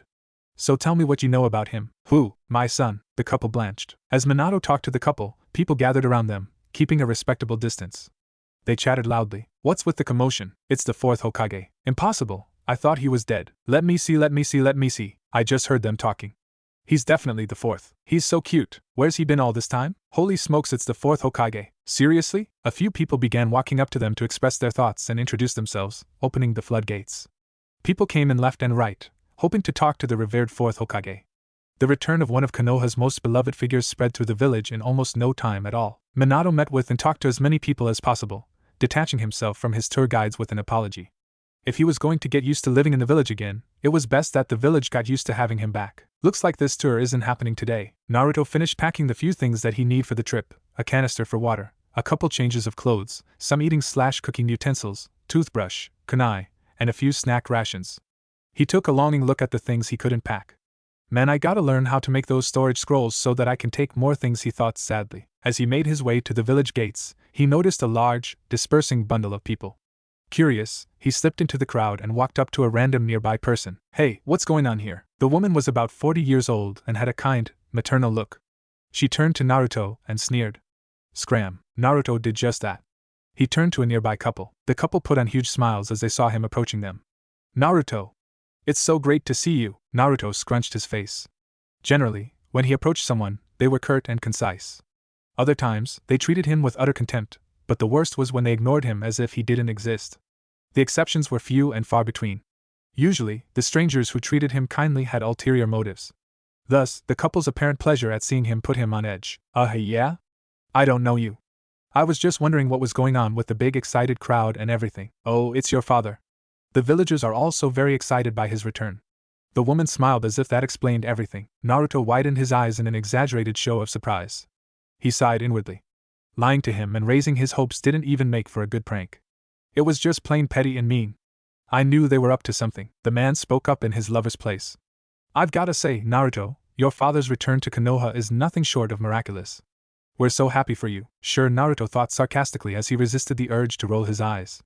If they thought he'd fall for such an obvious ploy, they were in for a surprise. Naruto gave a friendly nod to the man's platitudes. Thank you very much. I'll see if I can catch him. Bye, the woman waved with cheer. My name is Haruno Mabuki and my husband here is Kizashi. Tell your father we said hi. I will. Naruto nodded again, not really listening to their introduction. He leapt out of sight and made a shadow clone. Having been created with Naruto's thought processes, the clone needed no debriefing as it wordlessly went off to do what it was made to do. I hope they enjoy what I have in stock for them. The original thought with a smile before racing after the crowd. He still had a little bit of time. As the last of the stragglers began detaching themselves from his presence, a few stubborn adherents remained. He had a little under half an hour to get to the rendezvous point with Jiraiya-sensei, and at the pace he was going, he'd never make it. Minato had given the crowd a small speech to that effect, leaving out the details of his meeting to avoid being followed. Privacy is something he rarely had in public since he'd become Hokage, and his 12 years of absence has done nothing to lessen this problem. Now to deal with those more dedicated fans of his. He sighed. A pretty pink-haired woman held his arms stubbornly, and was chattering away about how her family had been saved by his sacrifice, and how she had fallen in love with him ever since. How old was she when that happened? 10 years old? I'm not interested. He said bluntly before having his other arm snagged by a very attractive blonde. Yandere-sama, if you're not interested in her, would you be interested in me? She sang in what was probably supposed to be a seductive voice. Please unhand me. The fourth looked her seriously in the eyes. He felt someone else grab him from behind, breasts digging into his upper back. I've been dreaming about you ever since hearing about your life. How you faced off against 1000 IWA by yourself, how you stopped the Ninetales from destroying the village, and all the other amazing things that you've done, Minato-sama. The Yellow Flash struggled. He didn't want to be rude, but things were getting out of hand. Please respect my personal space and interests. I do not want to have to resort to. He stopped mid-sentence. His eyes widened at the sight before him. A massive crowd of young women, at least 100 strong, came running toward him with fanatic grins on their faces. Within seconds, they occupied every space around him in a 10-foot radius. He squeezed his eyes shut, and the image of his teacher, Jiraiya, appeared in his mind. This would have been a dream come true for him. In fact, I think this would have knocked him cold from sensory overload. Wait. Then something clicked as he recalled what he'd been told last night about Jiraiya's first encounter with Naruto. Minato's heart raced with excitement. He knew exactly what was going on. The swarm of girls disappeared in a puff to be replaced by over 100 identical-looking blonde boys. The women immediately around him simply disappeared in a puff of smoke. One of the boys walked up to him with an ear-splitting grin on his face. "Yandere Hokage, my name's Uzumaki Naruto, and I'm a huge fan. I've been dying to meet you." Naruto then performed a small bow. "How do you like my mass shadow clone sexy jutsu?" Shadow clones were popping out of existence one after another. The fourth finally allowed himself the smile that he'd been holding back. "Naruto, I've been dying to meet you too." It wasn't long before Naruto found out what was going on. Apparently, the fourth Hokage had made a miraculous return to the village. After thanking the man who'd given him the information, Naruto had continued his pursuit of the crowd. He'd managed to catch the fourth as he was delivering a small speech. The gears in his mind went spinning. "I've got to make a good first impression," Naruto grinned. "I know exactly how I can do that." Naruto ducked into a familiar alleyway that he'd found while escaping ANBU a couple years back and slid open a manhole.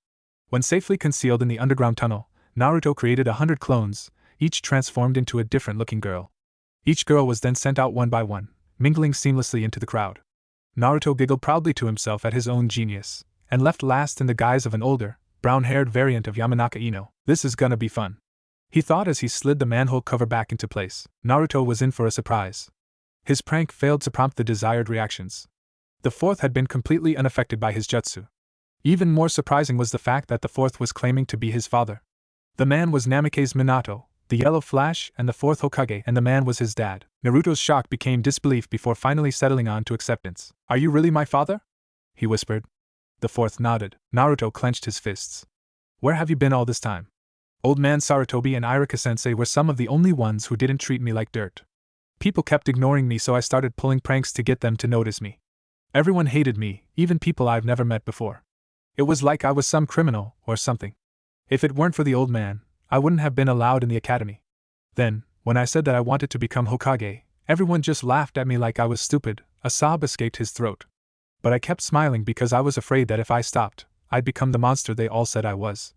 I never stopped trying, but no matter how hard I tried, people just kept telling me how worthless I am and how I should just die and everything. I wished so bad for someone to protect me and to love me like a fierce mom and a stern dad or something to stop everyone from treating me like I didn't deserve to live." Naruto was babbling and he knew it.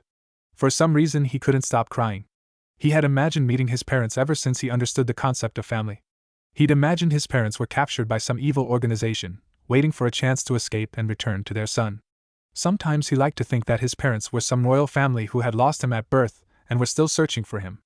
Other times his imagination would take a darker turn, creating the image of parents who looked down on him with the same hatred and disgust he'd often seen on the faces of the villagers that he'd grown up with. He'd play through many scenarios in which he was finally reunited with his parents, no matter how cruel or loving he'd imagined them to be, and not a single one of them had him crying like a girl. Naruto ducked his head in shame as he rubbed an arm across his eyes to wipe away his tears. "I guess I'm crying because I'm so happy that you're actually here, that I actually have a father, and that you didn't throw me away because you didn't want me." Minato listened to his son with more than a little bit of shock. All the things he had been told about his son had run contrary to what he was hearing now. No one had really lied to him. He'd heard many things about his son, how he was a hard-working shinobi who aspired to become Hokage, how he managed to beat a genius Hyuga in the Chunin exams, and how he had subdued the Jinchuriki of Suna with the help of the chief of the Toad Summons, Gamabunta. Even Jiraiya, Naruto's godfather, had dwelt more on Naruto's training under his tutelage than on the boy's early childhood. He realized that anything he'd heard about his son before he became a genin were fleeting. All he really knew was that Naruto was a prankster who was raised in an orphanage and had been entered in the academy at 7 years of age, where he worked really hard and was able to pass along with other students his age. Minato stood shocked. He knew that expecting his son to be denominated a hero might have been a bit much, but expecting not to have his son grow up living in an environment of discrimination and hatred wasn't very unrealistic at all. More than the shock, however, was sorrow. He was greatly saddened by his son's plight, and felt sorry that he hadn't been there when he was needed most. An uncomfortable feeling settled in his guts. He was going to have some words with a few people. Letting none of these thoughts show on his face, the fourth knelt and pulled his son into a soft embrace. "I'm so proud of you, Naruto. Despite all the hardships you've faced, you've managed to become a splendid shinobi and a wonderful person. Don't ever change that." Naruto sniffed loudly. Minato detached from his son with a smile, his hands remaining on the boy's shoulders. "It's okay to cry." Naruto shook his head. He was done with crying. Instead, he smiled, giving his dad the same grin that he had on his face earlier when he'd first introduced himself. "Kakashi-sensei told me he had a surprise for me waiting at the main gates. You were the surprise, weren't you? I guess I am."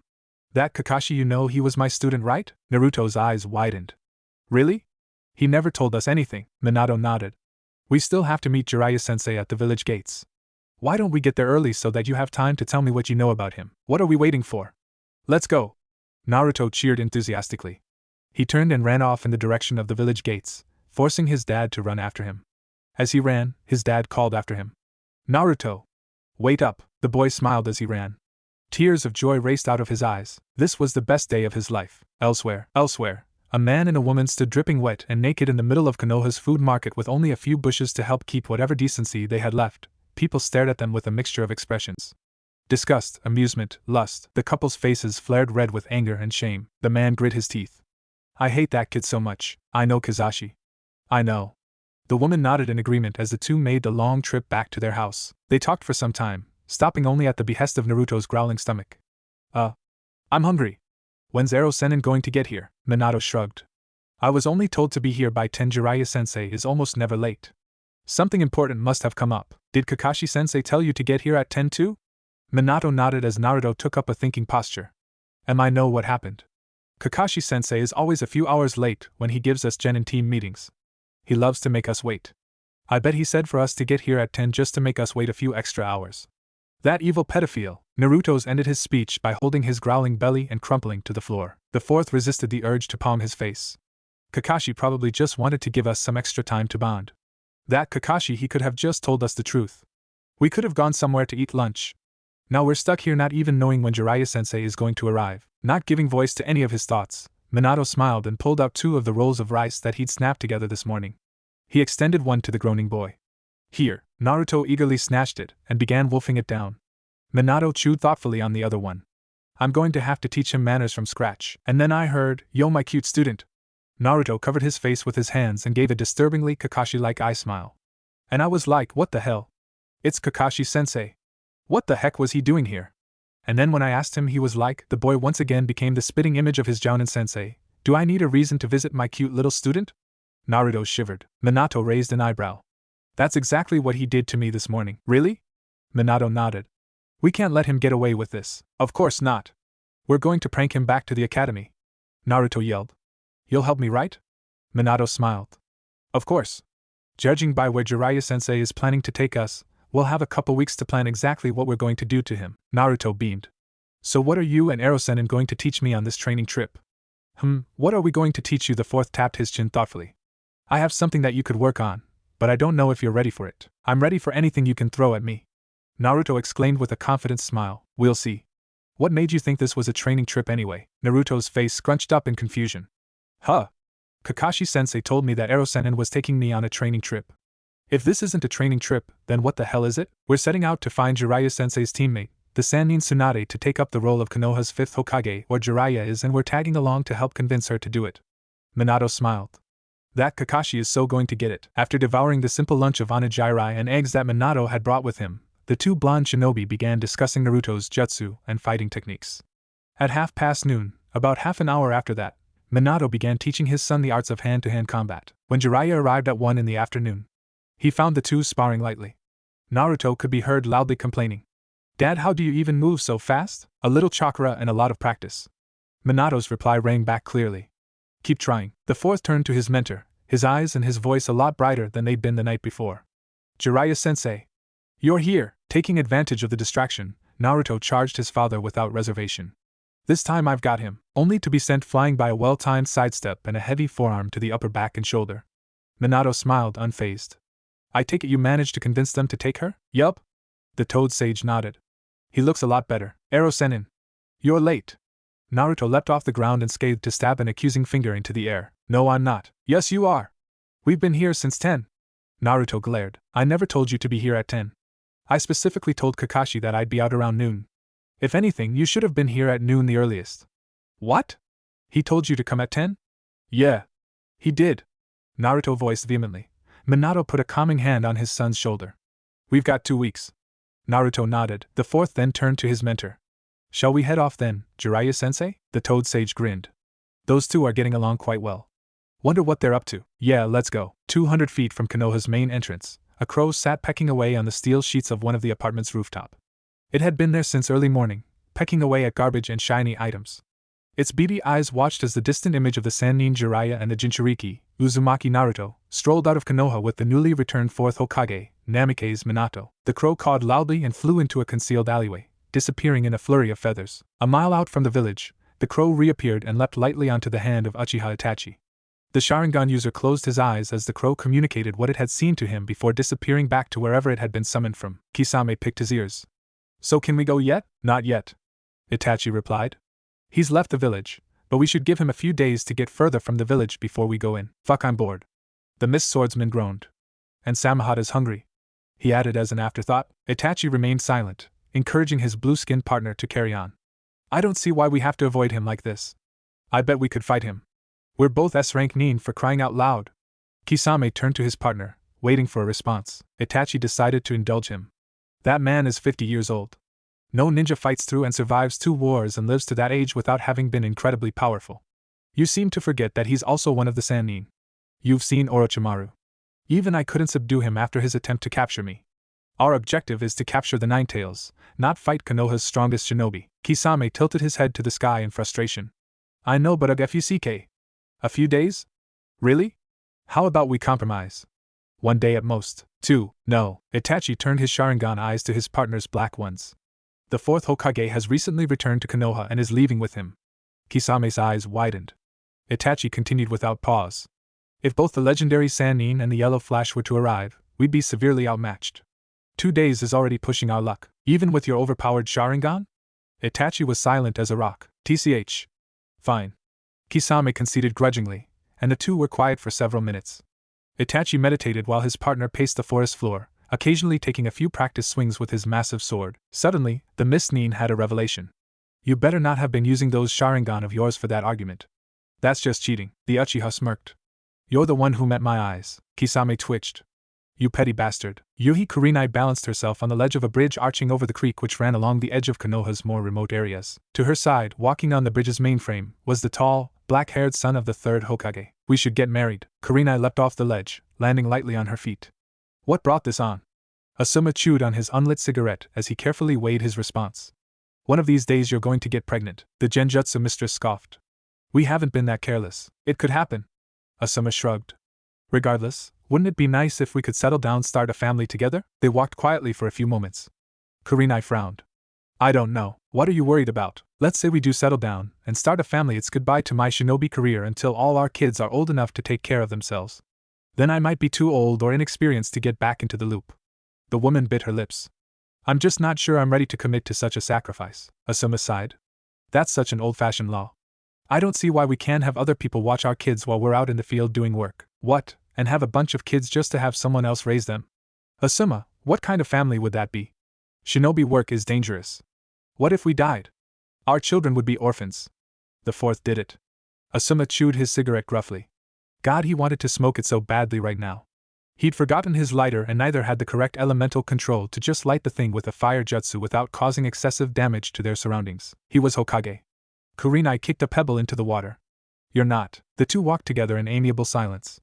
They broached the subject many times before, but they just couldn't seem to come to a satisfactory solution.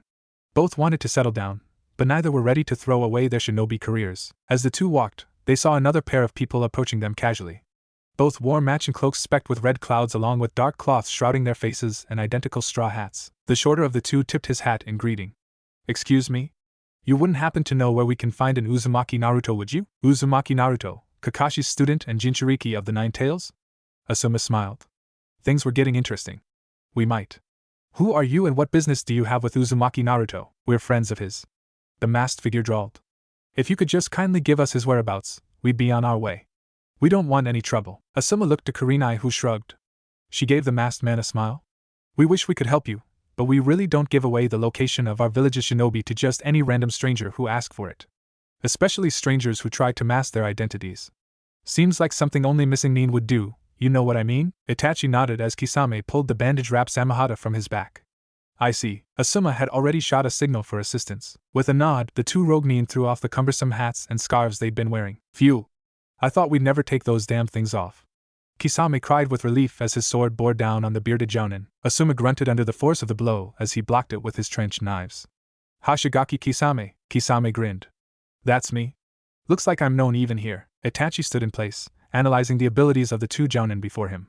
His gaze fell steadily on the woman, who was running quickly through the seals for a genjutsu. He countered it with his Sharingan, allowing the woman to believe that her illusion had worked as she stood trapped in his. The moment her jutsu went awry was the moment Kurenai realized that she'd been placed in a counter-illusion. She quickly bit her lips to dispel the illusory tree which held her bound in place to find herself staring straight into the three tomo eyes of Uchiha Itachi. Itachi aimed a slow kick at her face before she could properly recover. Kurenai barely raised her forearms in time to block it but was still sent flying into the water. It was at this moment that Kakashi happened upon the scene. He quickly figured out what was going on, created a shadow clone, and rushed to the aid of his fellow jounin mentors. Itachi turned his gaze to the masked man. Hatake Kakashi. Copy Nin and user of 1,000 jutsus. Kakashi chose not to respond, his Sharingan eye already revealed. Asuma, Kurenai. Don't look the Uchiha in the eyes. Go get help. I'll hold them off. Oh really? Kisame gave a small laugh as Asuma and Kurenai raced off to signal reinforcements. He ran through several hand seals and summoned a massive water dragon from the river. Suetun, Suryuda no jutsu only to have it neutralized by an exact copy of it. You fucking jutsu thief. Looks like I'll have to deal with you first. Kisame turned to the copy Nin, but was stayed by his partner, Kisame. He's mine. Just watch. Itachi jumped into the water, sizing up his masked opponent. Kakashi dispersed his shadow clone. A 1 versus 1 match? How arrogant. The jounin smirked. Your Sharingan is powerful, but you forget I have one too. Your tricks won't work against me, we'll see. Tell us where we can find Uzumaki Naruto, and you will be spared. Kakashi responded by sending a fireball in the Uchiha's direction. Katon, Gakakyu no Jutsu, the most basic Uchiha technique, the missing Nin thought as he blew his own fireball to counter it. Kakashi used the cover of the fireball to dive underwater. As he prepared a water dragon, he saw several massive water sharks swimming toward him. Still standing above water, Itachi had his hand on the river's surface.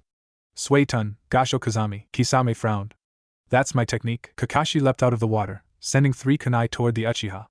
Itachi threw double the number of kunai, deflecting Kakashi's projectiles with frightening accuracy. The rest flew toward the copy Nin who, upon seeing the movement with his Sharingan eye, wheeled through the air, dodging the kunai aimed at his navel and chest. The third one he caught in midair with lightning-quick reflexes before landing lightly onto the water's surface. Without a second's pause, Kakashi raised the kunai to parry a slash. Itachi had closed the distance between them with incredible speed. With the help of various chakra-induced propulsions, Itachi spontaneously sent his other hand rocketing into Kakashi's kunai arm. Unfazed by the loss of his weapon, Kakashi quickly twisted back, delivering 2 consecutive kicks toward Itachi's side. Itachi leapt up, dodging the kicks and sent identical kicks toward Kakashi's face just as the jounin was straightening from his previous maneuver. Kakashi ducked forward, as predicted. Itachi's right leg swung over Kakashi's head, but he changed the trajectory of his second kick, angling his left leg downward and landing it cleanly on the back corner of Kakashi's head. The blows sent the copy Nin tumbling through the water. Even though his Sharingan had given him the foresight to mitigate the otherwise fatal blow with a small layer of chakra, he still suffered a dizzying pain as he began feeling the symptoms of head trauma creeping in. Kakashi grit his teeth behind his mask. Damn. He cracked my skull. He raised his eye to meet the maddeningly expressionless face of Uchiha Itachi. Itachi's eyes bore into his. Only an amateur. Your Sharingan will always be just a mere imitation of the real thing. Kakashi furrowed his eye, unable to look away from the Uchiha's mesmerizing gaze. What is he talking about? Itachi's eyes swirled. Tsukuyumi Kakashi's world fell to pieces as Konoha took on dark, inverted shadings. Itachi's voice rang all around him. Allow me to show you the true power of the Sharingan. Suddenly, he felt something sharp plunge into his flesh. He winced in pain. This is only an illusion. Kakashi flared his chakra. Nothing happened. Another kunai sunk into his left leg. Kakashi fell to the floor in agony. His senses became unnaturally sharpened as a flurry of other kunai pierced his body. At the apex of his agony, the pain disappeared and the kunai were gone. Itachi's voice rang all around him. Allow me to show you the true power of the Sharingan. A kunai sank into his body. Kakashi ran as fast as he could.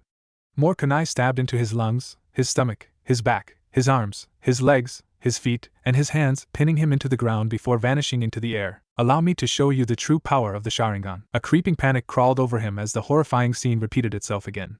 Shit, gotta get out of here, shit, shit. He fell, screaming in agony as the kunai once again began pelting his body and hammering him into the ground. Kakashi was defeated in a matter of seconds. While the Tsukuyami only required several seconds of application, Kakashi was made to experience 70 hours of torture in an alternate universe. The Jounin collapsed, unconscious from severe mental trauma. Asuma and Kurenai arrived with Madogai in tow just as Kakashi fell face first into the water. Kurenai's eyes widened in shock at finding the immaculate Uchiha standing over Konoha's renowned copy Nin. Hashigate Kisame was standing where they left him. That Itachi managed to beat Kakashi without receiving a single scratch? That's insane. They'd only been gone for a couple minute tops and had expected to find the masked Jounin battered but still standing at their return. Even with Guy here to join the fight, it was entirely possible that they'd still be defeated. She began to feel a crippling sense of fear. Never in her life had she felt so incredibly outmatched. How can they be so strong? Reinforcements. Itachi looked them over impassively. And likely more to come. We're not here to fight a two-man war against Konoha. Let's retreat. Kisame sighed and the two leapt off, racing back down the path they'd came from. After an hour of running, the two Akatsuki members finally stopped, their position relatively secure. A crow appeared and landed on Itachi's hand before disappearing in a burst of black feathers. My crow that had been following the Sannin tells me that Uzumaki Naruto apparently left with him on the trip, Kisame swore. Why the hell didn't it come back sooner? Its orders were to tail the sage, not to look for the Jinchuriki, Uzumaki Naruto. It only came back because it was nearly killed after the yellow flash caught it spying on them in the town of Inazaku. Itachi replied in monotone. So we're heading to Inazaku next? Yes. Damn, we shouldn't have asked them for their Jinchuriki like that. Now they know what we're after. The leader's not going to be pleased if he hears about this. The Mist Nin scowled. If we fail to take the boy from both Jiraiya and the Yellow Flash, next time's going to be a huge pain in the ass. Itachi withheld a smile. I know. On the first day of their journey, the three adventurers set out with fresh energy, moving at a steady pace through the trees. Jiraiya led them since he was the one who knew exactly where they were going. We'll reach the next town in about 6 hours moving at this pace. We'll stay overnight when we get there. His students nodded. Naruto smirked. 6 hours is nothing. By the end of the hour, Naruto was starting to feel winded. They'd been jumping through the trees at brusque, ninja speed and had already covered over 20 miles. Naruto's face set in stony determination. Normally, he'd ask for a break, but he didn't want either his dad or Jiraiya to think him weak. If that old perv can do it, I can do it too. 4 hours into their journey, Minato, who held the rear, noticed his son beginning to falter. They'd covered nearly 80 miles. He leapt to the boy's side, paralleling his movement. Naruto, do you need some rest? No, I'm okay. Naruto shook his head, despite his obvious fatigue. Try concentrating chakra over your thigh and leg muscles before you leap. It'll help. Okay. Naruto nodded before picking up his pace. Minato smiled. He does work hard. Up ahead, Jiraiya called out laconically. Keep up. Jiraiya turned to his blonde minions as they walked into a village. The sun had already set about half an hour ago. This is Karakiro village. We'll stop here for the night. We should reach Inazaku tomorrow. That's the last town we'll be seeing for 2 or 3 days. Beyond that is the vast forest of trees that surround the nation of Konoha. We'll be heading a bit northwest from here and beeline toward Showa Town, a place known for its gambling, fighting arenas, saunas, and the Toad Sage gave a silly grin. Various other places. Naruto traipsed behind, too tired to even call the sage out for thinking perverted thoughts. Ero Sennin could be one hell of a tour guide if he wanted to be, when he's not busy being perverted. So the old lady you're looking for is in Showa Town? Yup. Jiraiya nodded. Just don't go calling her old in her face, unless you want to be sent flying. Minato yawned, stretching his arms into the air. Let's just find a place to get some sleep before we head out tomorrow. Both he and Jiraiya were operating on the 3 hours of sleep they had the night before in the old apartment. While the sage's years helped him to cope better with less sleep, the fourth wasn't quite at the stage where a few hours of sleep qualified as sufficient just yet. Without any more words, Jiraiya led his students to a small and where they were led into a small, empty room. He then went to relieve himself as Minato rolled out a futon on the empty floor. Naruto did the same and fell gracelessly onto the thin cushion. Good night, Dad. He mumbled. It had been a tiring day for him, both physically and emotionally. Of course, it was still the best day of his life, but loath as he was for it to end, Naruto was not immune to fatigue. He was asleep before he could hear his father's answering call. Good night, Naruto. Jiraiya came back to find the two lying side by side. He grinned. How adorable. He even forgot to place his security seals. He picked through his storage scroll. Now which one has the ink and brush off? Found it. He set the ink pot aside, uncapped it, dipping his brush into its bottomless depths. As he was starting to seal on a corner of the room, he heard a quiet voice drift to his ears. Jiraiya-sensei. Yeah? The crow, sharp as ever. Jiraiya shook his head in the dark. I'll take care of it. The sage finished the seal and moved to another corner. Jiraiya-sensei. God, he missed hearing that. Has 12 years really been that long? What's up?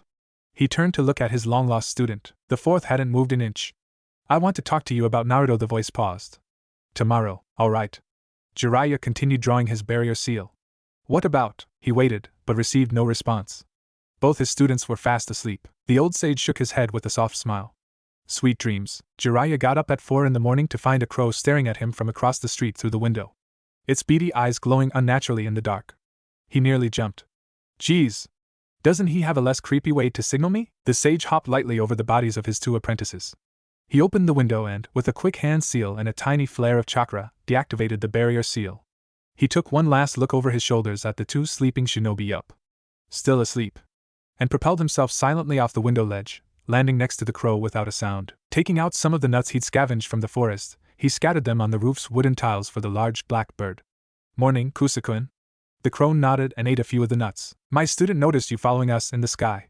You should fly lower tomorrow. We'll be heading to Inazaku, so you don't have to worry about keeping us in your sights. The crow nodded its head to indicate that it had heard what the sage had told it. It snacked up one more nut before leaping onto the toad sage's hand. Jiraiya closed his eyes as it sent him the message, the crow's memories filling his head. Its mission done, the bird leapt off the sage's hand onto the roof to eat up a few more nuts, pausing only to tilt its head slightly at the spiky-haired human. Jiraiya nodded in confirmation. Good work. The crow pecked at a few more nuts and then flew off. Jiraiya woke them before dawn, his loud voice flooding the room. Rise and shine, kids. Minato sat up. Naruto groaned and covered his ears. Jiraiya grinned. Don't want to miss out on the morning training session, do we? Training? Training with the Jiraiya of the Sannin usually meant new awesome techniques. New awesome techniques meant getting stronger. Getting stronger meant becoming more badass and getting acknowledged. Naruto sat up immediately. Yes. Training. Minato smiled down at him as he rubbed the sleep out of his eyes. Morning, Naruto. Naruto turned to his father. He still couldn't believe that he actually had a dad and that his dad was the 4th Hokage. It had all happened so quick, but it already felt as if his dad had always been there with him. Morning, Dad. The scene warmed the toad sage's heart. Alright, you sleepyheads. Listen up.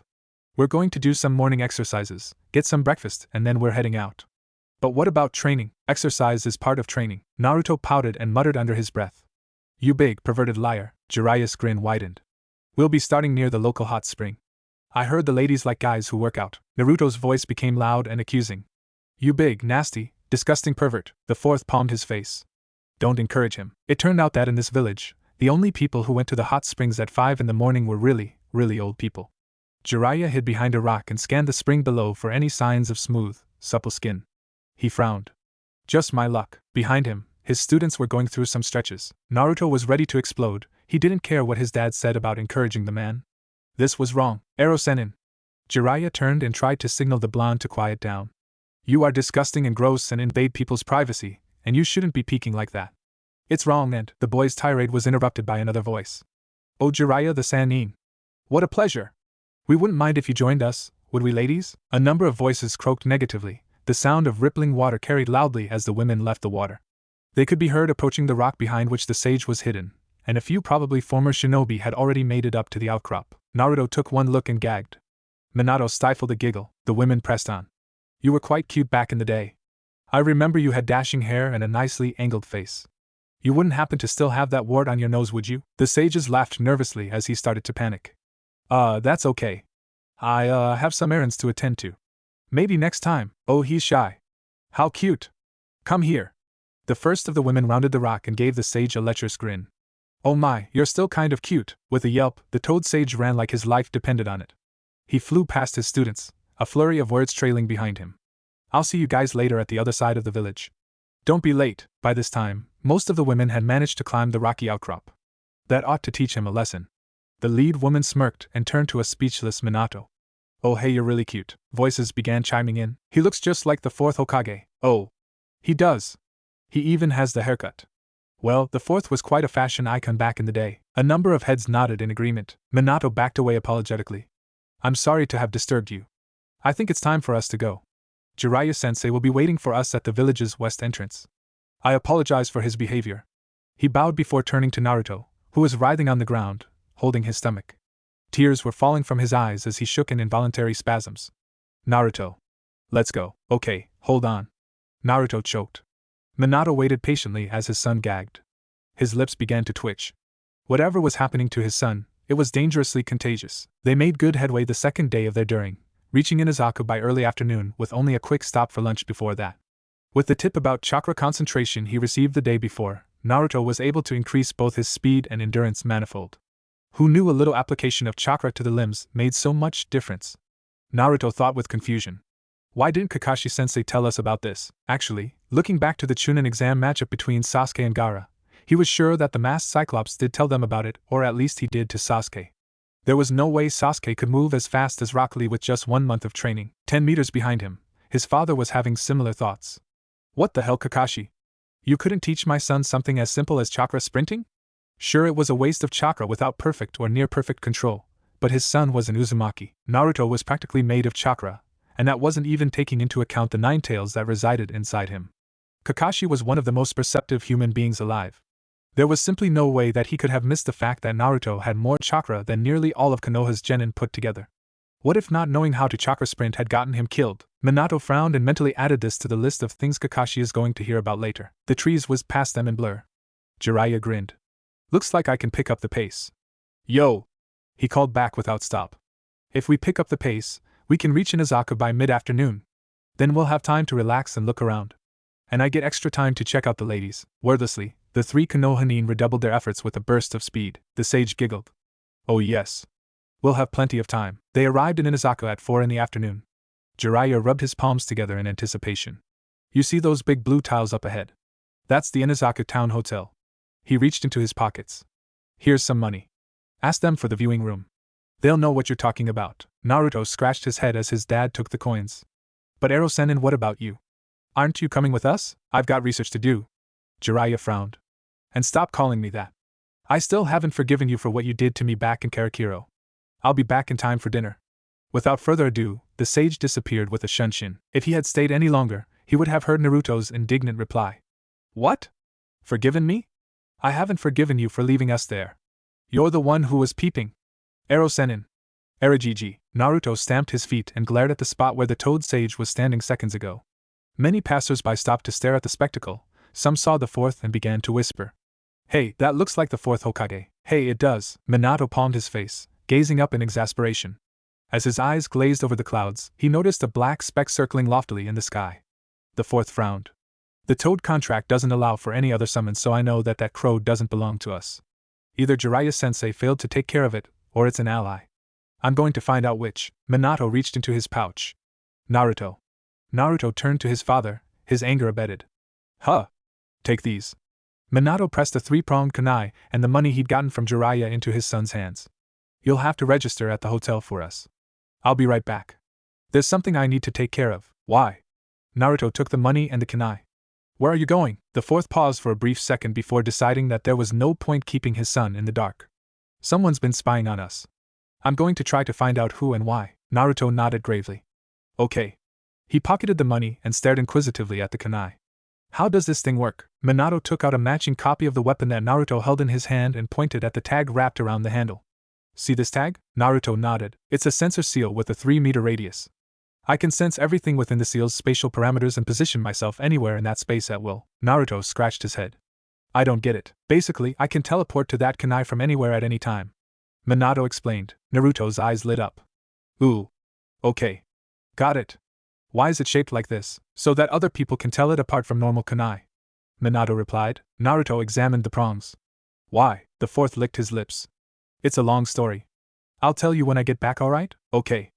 Naruto nodded. Without another word, the former Kage sent his kunai flying up into the air. He disappeared instantly, leaving Naruto standing alone at the entrance of Inazaku's bustling main street. A few people chose this time to walk up to him. Hey boy. Was that man you were just talking to the 4th Hokage? I have something I need to do. Sorry.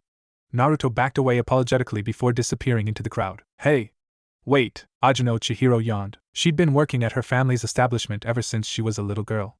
The place was once a bathhouse, but about a year back, they'd started to receive various complaints from the customers about seeing a large, white-haired monster roaming the bathhouse ceilings and walls. The monster was most frequently seen around the bathhouse springs where people bathed. The staff never caught hide nor tail of this monster, and in spite of the management's attempts at catching it, the thing had never been apprehended. Even Chihiro's trap, consisting of several trigger nets, and one of the magazines she'd found in her father's desk, had failed to do the job.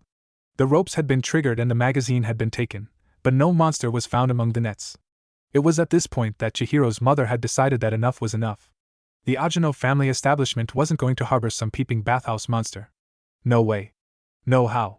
Soon after, Ajino Bathhouse became a hotel, and Chihiro its accountant, inventory manager, and front desk clerk during the afternoons. The renovation wrought many changes.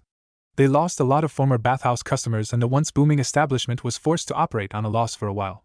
They were forced to change the interior design of the complex, adding walls and roofs, knocking down former bathhouse structures to make way for living accommodations, etc. After weeks of construction, they'd finally gotten the place into better shape. The Ajino establishment was back in business as Inazaku's official town hotel. Funnily enough, the change in business models was the reason that they were finally able to catch the bathhouse monster. On the second day of the hotel's official opening, a tall, white-haired man walked right through the front door with a look of horror on his face. Chihiro, who had been working the desk at the time, had given him a customary greeting. "Hi. Welcome to the Inazaku Hotel. Can I help you check out a room?" She smiled as cheerily as she could. The man only stared, flabbergasted. How could you do this? This used to be such a wonderful place." At this the man fell to his knees, muttering incoherently. "My research, how could you?" Several people picked their way past him and Chihiro turned her attention away to help set up rooms for a few customers. After the line of customers had been dealt with, she looked back to the man who was still kneeling where she last saw him. "Sir?" No response. "Are you okay? Can I help you with something?" The man stood up and straightened. "Actually, yes. I'd like to talk to the manager of the hotel. I can't leave this desk unmanned." Chihiro tilted her head, the smile still plastered on her face. "Is there a problem, sir?" The man nodded seriously. "Yes. There is a very big problem." Chihiro sighed. "Okay, hold on." She looked around for a few moments before spying one of the employees coming down the stairs with a bucket of water and a mop hanging over his shoulder. "Haku, could you get Mother? We have a guest who has something really important to tell her." The man raised a hand to the back of his head, ruffling his long, spiky white hair. "Well, it's not really that important." Haku deadpanned at the guest before responding affirmatively. "Right away, Ajino-san. Let me just return these to the storage room." "Okay." Chihiro replied and Haku walked off. She began to examine the man. Long spiky white hair, green arms poking out of a red vest. "It can't be." "Sir? You wouldn't happen to know how to stick to walls and ceilings, would you?" The man gave a broad grin. "Of course. I'm a top-rate shinobi. The Sage of Toads, Wooer of Women, author of the Ika series, the great Sannin Jiraiya." The man squatted low, his palms held together over his head. Chihiro nodded. "Can I ask you for a favor?" Jiraiya narrowed his eyes. She took my introduction surprisingly well. The girl reached under the desk and pulled out a mask. Jiraiya pursed his lips. "Why does that look familiar?" Chihiro smiled. "Could you put this on for me?" The Wooer of Women scratched his head and decided that there was no harm in the request. "Sure." He nodded and took the mask, snagging it snugly onto his face. "I knew it." Chihiro's smile widened as her mother came strolling in through a side door.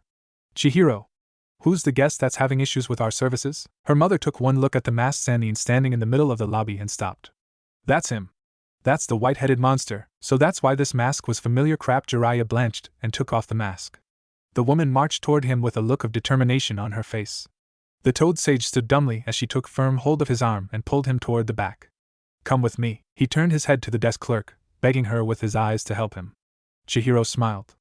"I hope what you have to say is really important." Jiraiya's mouth opened and closed in shock. "You set me up." Chihiro nodded and waved.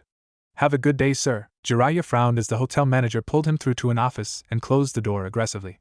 "You've got a whole lot of explaining to do." Jiraiya sighed and resignedly allowed himself to take whatever punishment that the hotel matron wanted to dole out on him. The woman began to run off about the harassment he's caused to the customers, the inappropriateness of his actions, the trouble he's caused, the expenses he'd incurred, and how she didn't care if he was some big-shot ninja, he was going to pay up. Jiraiya only heard half of it.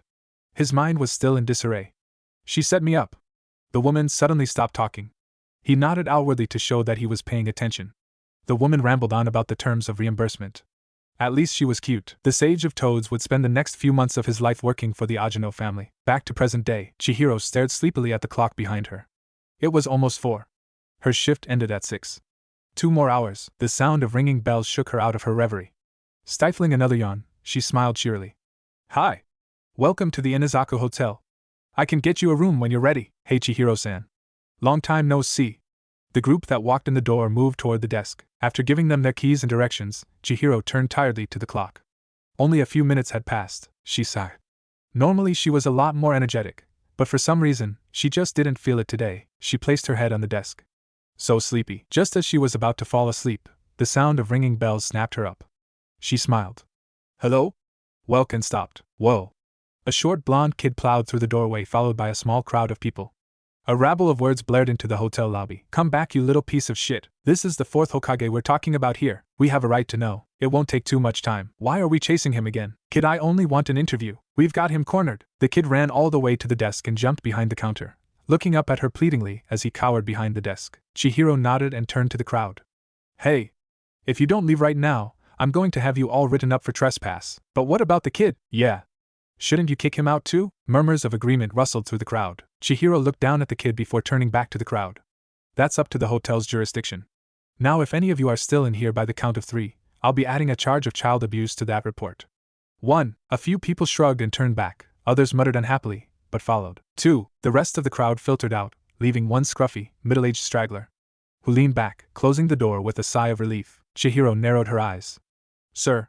You must be really stupid if you thought I was joking about those charges. Not at all. The man waved his hands through the air. I'm actually a customer. With that, his features literally melted, taking on a different shape.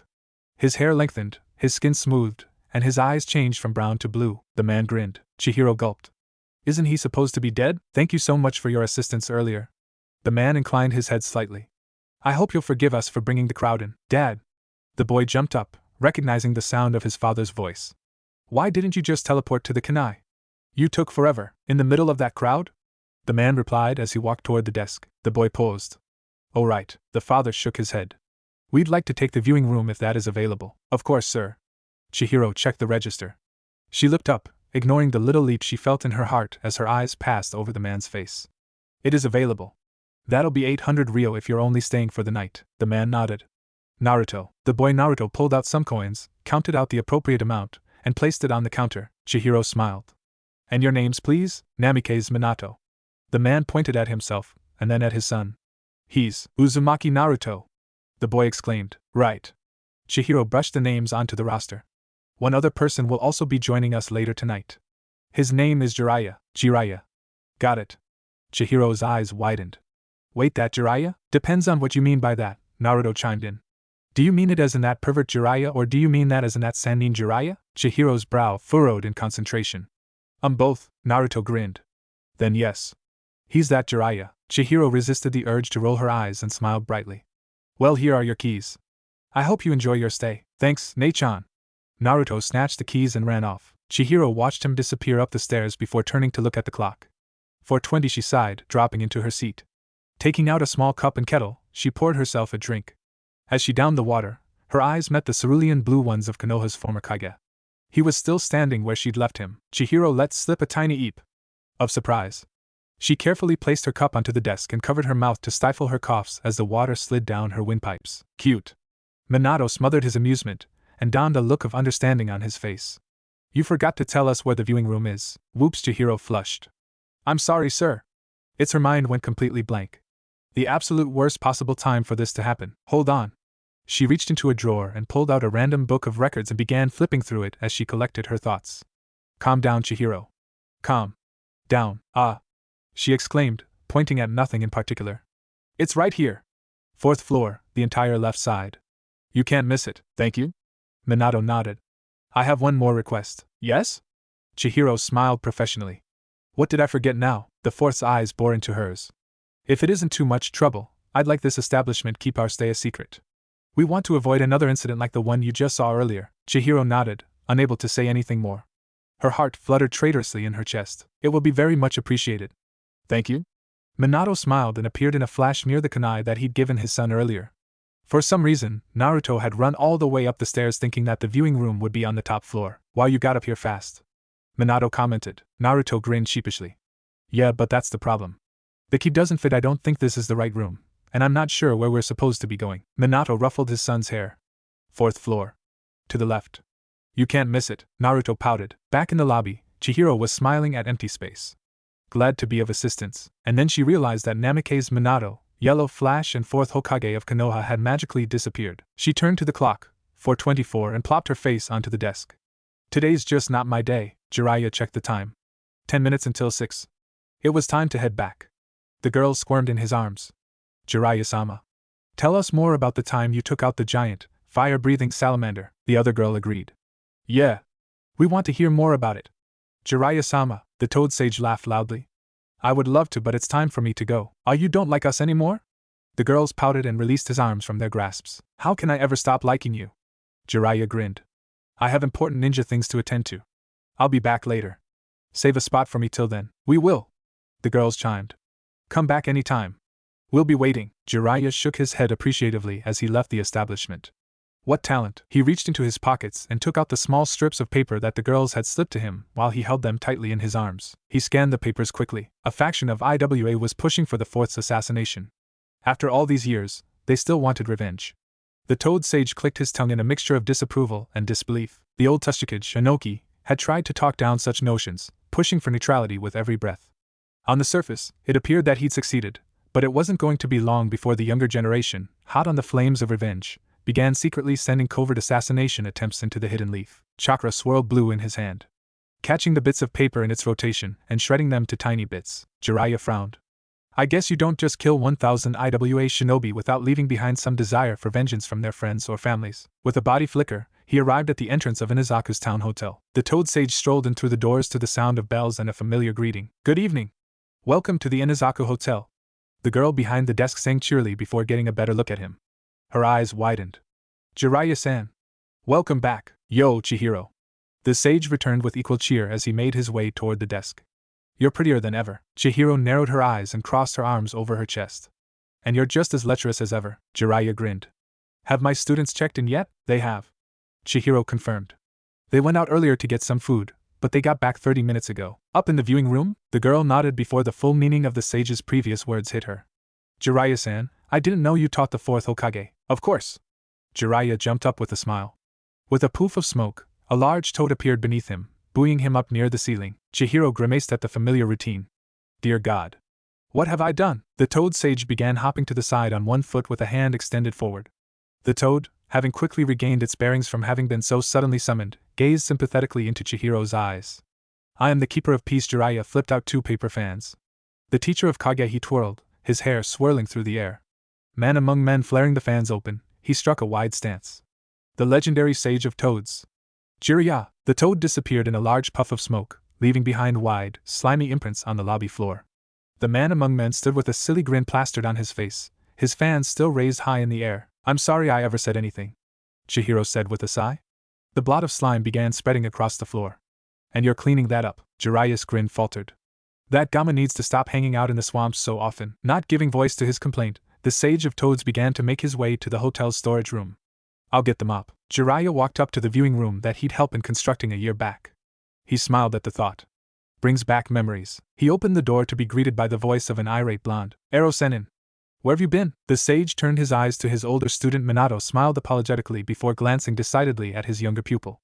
Naruto tapped his foot impatiently. Jiraiya smiled, amused. Why are you so mad at me all the time? Seriously? Naruto's eyes widened. Well, first, you act totally irresponsible and leave us to go off alone in order to look at girls. Second, you told him, here Naruto pointed at his father, all about my sexy jutsu. You completely messed up my prank. Third, you've been totally blowing off on training me. Fourth, you left us with all the old ladies after they found out you were peeping. That's totally messed up. Serves you right, the sage smirked. You're the one who got their attention. Fifth. The boy paused. Fifth, Well, you do a ton of nasty things and you deserve to have people be mad at you. Naruto crossed his arms. Well, I have important things to do every once in a while. Can't blame me for that, right? Jiraiya laughed, gazing pointedly at Naruto's father. You're spoiling him rotten, he stated bluntly. Naruto ducked his head quietly. He didn't mean to shame his father. Minato shrugged. We were talking about pranks. Jiraiya put a hand to his face and gave an exaggerated groan. And here I was finally weaning him from that habit. Oh. The fourth quickly changed the subject. We got some food too. Jiraiya nodded. So I've heard. It's not ready yet, but it will be done in a few moments. Minato smiled brightly. Naruto's a great cook. Naruto grinned sheepishly at the comment. He'd lived alone most of his life and had learned to cook out of necessity. That does smell good. The Toad Sage took a deep whiff before turning to his younger student. How come you never cooked for me before? Naruto pouted and muttered under his breath. You never asked? You just assumed I didn't know how. He looked down. Thanks for buying me food though, Jiraiya smiled. A growing boy's got to eat. Speaking of growing boys, the fourth chimed in cheerfully. Naruto. You should go watch the meat. It'll take a while to cook, but you don't want it to get burnt. Make sure you're there to take it out right when it's ready. Naruto nodded and left. There was no way he was screwing up the first meal he's making for his dad. Minato dropped his smile. Jiraiya-sensei, the sage tapped his chin. This is about what you said you wanted to tell me the night before, isn't it? The fourth nodded. Did you know the first thing Naruto told me when he first realized that I was his father? Jiraiya shook his head, giving his student the signal to continue. Minato's voice fell placid as he recited his son's words from memory. Everyone hated me like I was some criminal, but I kept smiling because I was afraid that if I stopped, I'd become the monster they all said I was. Jiraiya sighed inwardly. He had an idea where this was going. The fourth continued, the strain clear in his voice. No matter how hard I tried, people just kept telling me how worthless I am and how I should just die. Minato grit his teeth and looked pointedly at his mentor as he headed into the last segment. I wish so bad for someone to protect me and love me and stop everyone from treating me like I didn't deserve to live. Silence hung heavy in the air. Minato gazed searchingly into the eyes of the man who he'd once considered to be his father. Realizing he wasn't going to receive a response just yet, he continued. He was crying. Minato bit back a sob. The pain I heard in his voice, tears of sorrow and anger rolled out of his eyes. His voice dropped dangerously low. It makes me want to kill them all for making him to suffer like that. It makes me wonder about my sacrifice. It makes me wonder if Kushina should have died at all. I could have taken her to receive medical care instead of chasing after the Ninetales. His voice took on a bitter, accusing tone. You could have told me where Tsunade was. As long as she was still in the Fire Nation, I could have brought her back in less than 10 minutes.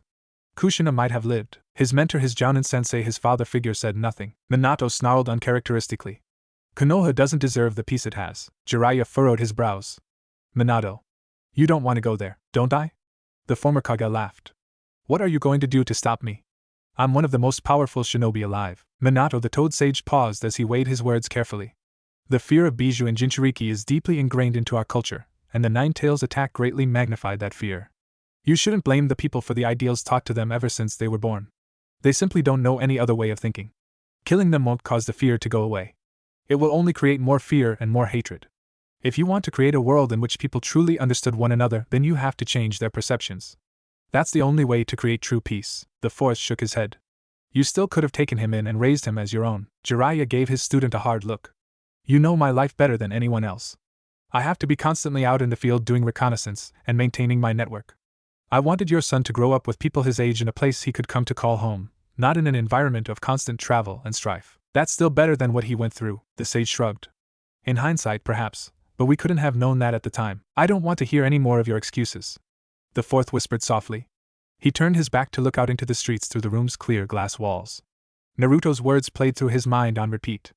I'm going to hear what Kakashi has to say before I make my decision. Jiraiya nodded silently. It will have to do for now. Minato turned. I have one more thing I want to talk to you about. What is it? Jiraiya asked. It's about the crow. Minato replied. The Sannin feigned ignorance. I thought I told you to not worry about it. Easier said than done.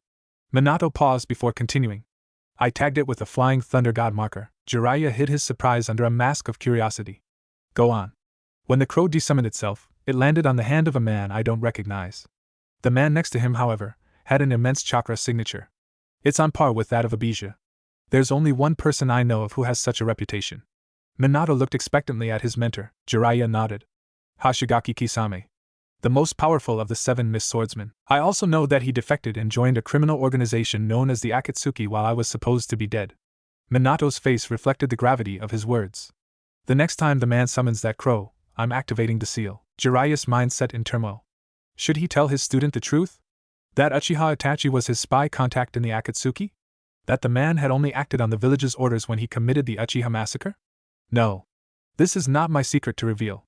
If he doesn't choose to reveal it when they clash, then that's his prerogative. Organizing his thoughts in a matter of seconds, the Toad Sage decided to give his student his assent. I understand. Be careful. Of course, I don't plan on getting killed. Minato gave his mentor a grim gaze. But if I don't come back, please make sure my son receives proper care this time. I'll do that. Jiraiya nodded before turning away. Welp. I'm hungry. I'm going to go see how your son is handling the food. He walked to the kitchen door and pushed it open. How's the food doing? I'm starved. The pot stickers are ready. Naruto pointed at a black pot. You can take some if you promise to stop being a pervert. Jiraiya moved toward the pot and lifted its cover to the sight of a tantalizing pile of well-cooked pot stickers. He put the cover back on and turned to his younger pupil. Never. Well then, Erosenin? Naruto stood up with a satisfied grin and began pushing the Toad Sage out of the kitchen. You're just going to have to wait. Mato Guy raced forward as fast as his weighted legs could carry him. He dove into the water and slid his hands around his friend's midriff, lifting the man out of the water before he could drown. Asuma arrived behind soon after. Is he alive? Konoha's green beast swam to shore and laid his burden onto the grass that grew along the shoreline. He quickly checked Kakashi's pulse. He's alive. I'm taking him to the hospital. Without further words, Guy flipped the silver-haired Jounin onto his back and disappeared in a burst of incredible speed. Kurenai remained standing where she was when they'd first arrived with Guy. Despite her years of shinobi conditioning, the Genjutsu mistress was shaking with fear. It was a feeling she remembered only once before during the night the massive nine-tailed fox had plowed through their village, its suffocating chakra limitless beyond imagining. She took a step toward the other remaining Jounin at the scene, her mental condition disturbing her balance. Asuma was by her side in an instant, holding her steady by the elbow. Are you hurt? Kurenai shook her head and collapsed into his arms. I felt so weak I was so scared. When I saw Kakashi defeated like that Asuma held her close but said nothing. Kurenai whispered quietly into his shoulders. How can they be so strong? Asuma shook his head. Some people were just born with greater talents. Konoha's Kapinin, Kakashi of the Sharingan, and one of the village's top assassins had been one such person. Even before he'd gotten his Sharingan, the perpetually masked shinobi had been able to run circles around his peers. To watch such a man be beaten so easily was demoralizing to say the least. People like Uchiha Itachi simply made everyone else seem weak. I'm not sure I can do this anymore. The Genjutsu mistress mumbled. That's just your fear speaking. You'll get over it, Asuma said comfortingly. If every shinobi gave up after facing a near-death experience, shinobi wouldn't exist. That's not necessarily a bad thing. Kurenai sighed. I'm so tired of all the death and all the fighting. Maybe we should settle down. Asuma gave her a squeeze in the back. I know how much you love your job. If you quit now, you're going to regret it later. I'd be okay with it if we quit together. We have enough money. We could start a business. Something peaceful, Asuma chuckled. And here just a few minutes ago you were saying how you weren't ready to let go of this career, and here I thought you wanted to get married. Kurenai pushed him lightly on the shoulder. Asuma smiled frankly. I still do. Then dash? A flower shop would be nice. The Yamanaka already run one of those. You can never have too many flower shops. Kurenai laughed. But you don't know anything about flowers. I can learn. Asuma shrugged nonchalantly. Kurenai gave him a quick peck on the lips. We'll discuss this later. Let's go see how Kakashi's doing. The Sarutobi nodded. Let's go. Guy paced the hospital lobby rapidly. He couldn't stand still and they'd kick him out of the emergency room for it. Something about getting in the way. He frowned, the look contrasting his usual smile. Kakashi, please be okay. Kakashi, please be okay. Kakashi, please be okay. A medic Nin walked out of the room. Guy immediately grabbed her by the shoulders. How is he? Is he okay? Is he going to be fine? The medic winced. I'm not going to tell you if you don't get out of my personal space. Guy backed off quickly with an apologetic bow. The medic Nin nodded. He'll live. The man in green sighed in relief, but his mind's extremely unstable. He's suffering the worst mental trauma we've ever seen. Guy furrowed his brows. What does that mean? The medic shook her head sympathetically. It means he might never wake up. What? Is there nothing you can do? The medic frowned. I'm sure the Sannin, Tsunade, would have been able to do something for him. She could treat anything, but she hasn't been seen in the village in almost 20 years. Guy drooped, his arms hanging low near the floor. A voice sounded from behind him. So how's he doing? The green beast turned. Kurenai nodded in greeting. Sarutobi Asuma stood not far behind. The medic shook her head. He's in an indefinite coma, and only the Sannin, Tsunade, might be able to treat him. Asuma curled his lips. Just what the hell did that damned Uchiha do to him? The medic bowed her head. We have absolutely no idea. At least they didn't get what they came for. Asuma sighed. The medic, curious, gave the Jounin a searching look. And what did they come here for? Asuma gave Kurenai a look. She nodded. They asked for Uzumaki Naruto. They came to take the Nine Tails. Uchiha Sasuke lay impatiently on his hospital bed as they ran last-minute checks on his body. I need to go. I need to train. The medic woman who had been caring for him ran a glowing green hand from his navel to his chest and then back. Sasuke frowned. Will you hurry the hell up? The woman smiled. If you're going to be rude, then I'm going to make you stay an extra 30 minutes for a full body scan and a cavity check. Sasuke's eyes widened. You can't do that, the woman gleamed. I am authorized to call for such a procedure. TCH. The Uchiha scowled but said no more. After several more moments, the woman let up and nodded. You're perfectly healthy. Sasuke rolled his eyes. The bones we mended are stronger than before, but the ligaments are still pretty tender. Try not to do anything stressful. Rest up. Eat well. I hope I never see you in here again. So basically stay healthy and stay out of trouble. Got it. Sasuke nodded as he pulled on his shirt. Yup. The medic grinned cheerfully. Sasuke gave a perfunctory bow. Thank you for taking care of me. The woman gave a similar bow, and Sasuke left the room. The medic sighed.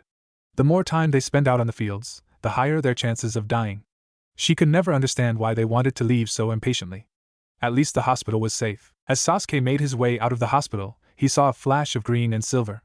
Gai rushed into the hospital carrying none other than his Jounin-sensei, Hatake Kakashi. The Uchiha gaped in surprise. Kakashi-sensei how? Slowly he followed. I need to know what's going on. He kept his distance as they carted the masked Jounin into the emergency room. The man in the ugly green suit paced rapidly before a medic finally came out. Sasuke winced. Gai was even louder than Naruto. On the other side of the hall, Sasuke recognized the two other Jounin who came in, Sarutobi Asuma, son of the third Hokage, and Yuhi Kurenai, Konoha's Genjutsu mistress, leaders of Genin teams 10 and 8 respectively. Their voice carried down the hall. He's in an indefinite coma and only the Sannin, Tsunade, might be able to treat him. Just what the hell did that damned Uchiha do to him? Sasuke's mind went off. Itachi. He was here. Just what did they come here for? They asked for Uzumaki Naruto. They came to take the Nine Tails. Wordlessly, Sasuke slinked off. He already knew where Naruto was going. Kakashi had told him when he asked 2 days ago. Uzumaki Naruto, son of the fourth Hokage, was traveling with his long-lost father and the Sannin, Jiraiya, to Showa town to retrieve the other Sannin, Senju Tsunade, for the Hokage position. If he found his orange friend, chances are, he'd find his brother too. Itachi had beaten Kakashi, but the Jounin didn't have the full Sharingan like he did. Sasuke smirked grimly. He's not an Uchiha. Only an imitation. Plus, I've already mastered his signature move, the Chidori. I can win. The Uchiha grit his teeth as he sped through the streets. Mother. Father. Just you wait. Your son is about to avenge your deaths. Jiraiya's story time. Jiraiya opened his eyes at 4 a.m, as usual. He sat up quickly and stretched. Rolling up his futon, he walked into the common room to gaze out into the streets. The viewing room was named for the glass walls that surrounded it on all sides. The streets could literally be seen from the 4th floor hallway. Even the floors and ceilings were transparent. Jiraiya looked up and sighed. The room above them had been covered wall to wall with extensive straw mats. Used to be able to get quite a nice view from down here. He had lived here during his tenure as an employee of the hotel, having helped design and build the room himself. One day, a couple had rented the room above and had thought the glass room below to be quite creative. They'd even waved down at him in greeting. They were quite a nice couple, and then, as the night progressed, they'd forgotten all about the glass room below and the man who lived in it. He'd made good progress on his research that night. In fact, he'd been so dedicated to his research that he jumped up onto the ceiling and stuck his face on its glass surface to better examine his research material. He was caught soon after. Having a face staring from the bedroom floor was not a very pleasant experience at all, and the couple had angrily gone to management to complain, securing several apologies and another room free of charge. He was also given an ultimatum. Ajino Yuko refused to feed the resident sage until he swore off his filthy habits. He'd worked 3 days and nights without food. By the 4th day, he was slowing down considerably, giving less than half the amount of labor he'd normally been able to provide. Chihiro had taken pity on him and begged her mother to feed him. As he was working on building the 10th floor that day, Yuko went to visit him with a plate of steaming porridge topped with eggs, a cut of fish and soft shoots of bamboo. He'd went up to her with his eyes glued to the food, resisting the urge to simply snatch them from her hands, and greeted her as cordially as he could. Taking one look at his sallow face, the hotel manager asked him once more if he'd swear off his habits. He'd shaken his head weakly, and Ajino Yuko relented with a sigh. He'd promised to keep his eyes off the customers, and was promptly handed the bowl. Jiraiya smiled in reminiscence. It was totally worth it. 5 a.m, the Sage of Toads barged into the room in which his students slept. Rise and shine, sleepyheads. The 4th sat up and poked at his son who refused to be woken. Naruto. Time to get up. Naruto rolled away off his futon and curled tight. Minato looked to his mentor and shrugged. Jiraiya nodded. I'll be waiting outside. And promptly left. Making his way to his son on his knees, the 4th grabbed and shook him by the shoulder. Naruto. We need to get ready to leave. Naruto pulled his cover over his head. Dunwana. Minato smiled and clawed his son in the belly. Naruto jolted and laughed. No ha ha ha stop ha ha I am up. Minato stood up and made his way to the door. Get dressed. We'll be waiting outside. Naruto pouted as the door closed, muttering under his breath. What the hell was that? He was supposed to wake me up nice and gentle and slow. He yawned, rubbing the remnants of sleep out of his eyes, and shambled out of the room. The three went through the same morning routine as they did the previous day before packing up. They headed down at 7:12 in the morning. The woman at the desk smiled. Jiraiya-san. Good morning. It's good to see you again. The sage nodded. Good morning. It's good to see you too, Yuko. Come back anytime. She cheered. Yup. Jiraiya began strolling out. As he walked past the woman at the desk, Naruto stared. Nei-chan, how'd you get so old? Minato closed his eyes. He didn't just ask her that. You've got the wrong person. The woman smiled sweetly. I'm Chihiro's mother. Oh. Naruto backed away. He could hear the distaste in her voice, however much the woman tried to sugarcoat it. Well, by then, he quickly ducked out the door. Minato, being the last to leave, bowed. Thank you for the accommodations you've made for us. The woman shook her head. No problem at all. We're honored to house such a distinguished guest. You're welcome to come back anytime. Oh, I almost forgot. She reached under the desk and pulled out a box. This is for you. Minato walked up and allowed the woman to drop the box in his hands. What is it? It's for the road, courtesy of the establishment. Yuko smiled. My daughter made it herself. He slid the cover open to the sight of several balls of rice. You're too kind. The woman shook her head. Not at all. It's for old time's sake. That Jiraiya hasn't eaten our cooking in almost a year. Remind him to come back more often. I will. Thank you. Minato nodded and swiftly walked out. Yo! Jiraiya smiled in greeting. Flirting with the lady? Minato rolled his eyes. Let's just go. Naruto jumped up. Where are we going? The fourth looked down at his son. Through the forest straight north-northwest. We won't be seeing any towns or villages for at least 2 days. Are you ready? Naruto nodded. Definitely. Well then let's go. Ding, the timer clicked. Fish is ready. Yuko waltzed over to the pan and propped the fish onto a plate. She checked the pot next to it, talking to herself all the while. Not ready yet. Shouldn't be too long. She washed her hands quickly at the sink and sat on the kitchen stool, turning her mind elsewhere. Naturally, her thoughts fell to her daughter. Ajino Yuko was only hotel manager by name. Her daughter was the one who practically ran the place from inventory to funds to resource and labor management. Truly, she was proud of her daughter. Yuko sighed. Now to do something about her non-existent love life. A sudden clatter pulled her out of her thoughts. The soup had boiled over and the cover had been pushed off the pot by the mounting heat and pressure. Whoops! Yuko leapt off the stool. Soup's done. Chihiro passed out the plates and utensils while her mother made the food. A large man lumbered in just as she finished. Hey father, Ajini Akio yawned. Hey Chihiro. Your mother making lunch? Chihiro nodded. She should be done right about now. A voice suddenly floated down into the room. Honey! Come help carry the food to the table. Akio scratched his belly and mumbled under his breath. How did she know I was here coming, sweetheart? He promptly walked off. Would you like some more soup, father? Ajino Akio laid back and put a hand to his stomach and sighed happily. Nope. I'm stuffed. What about you, mother? The woman smiled.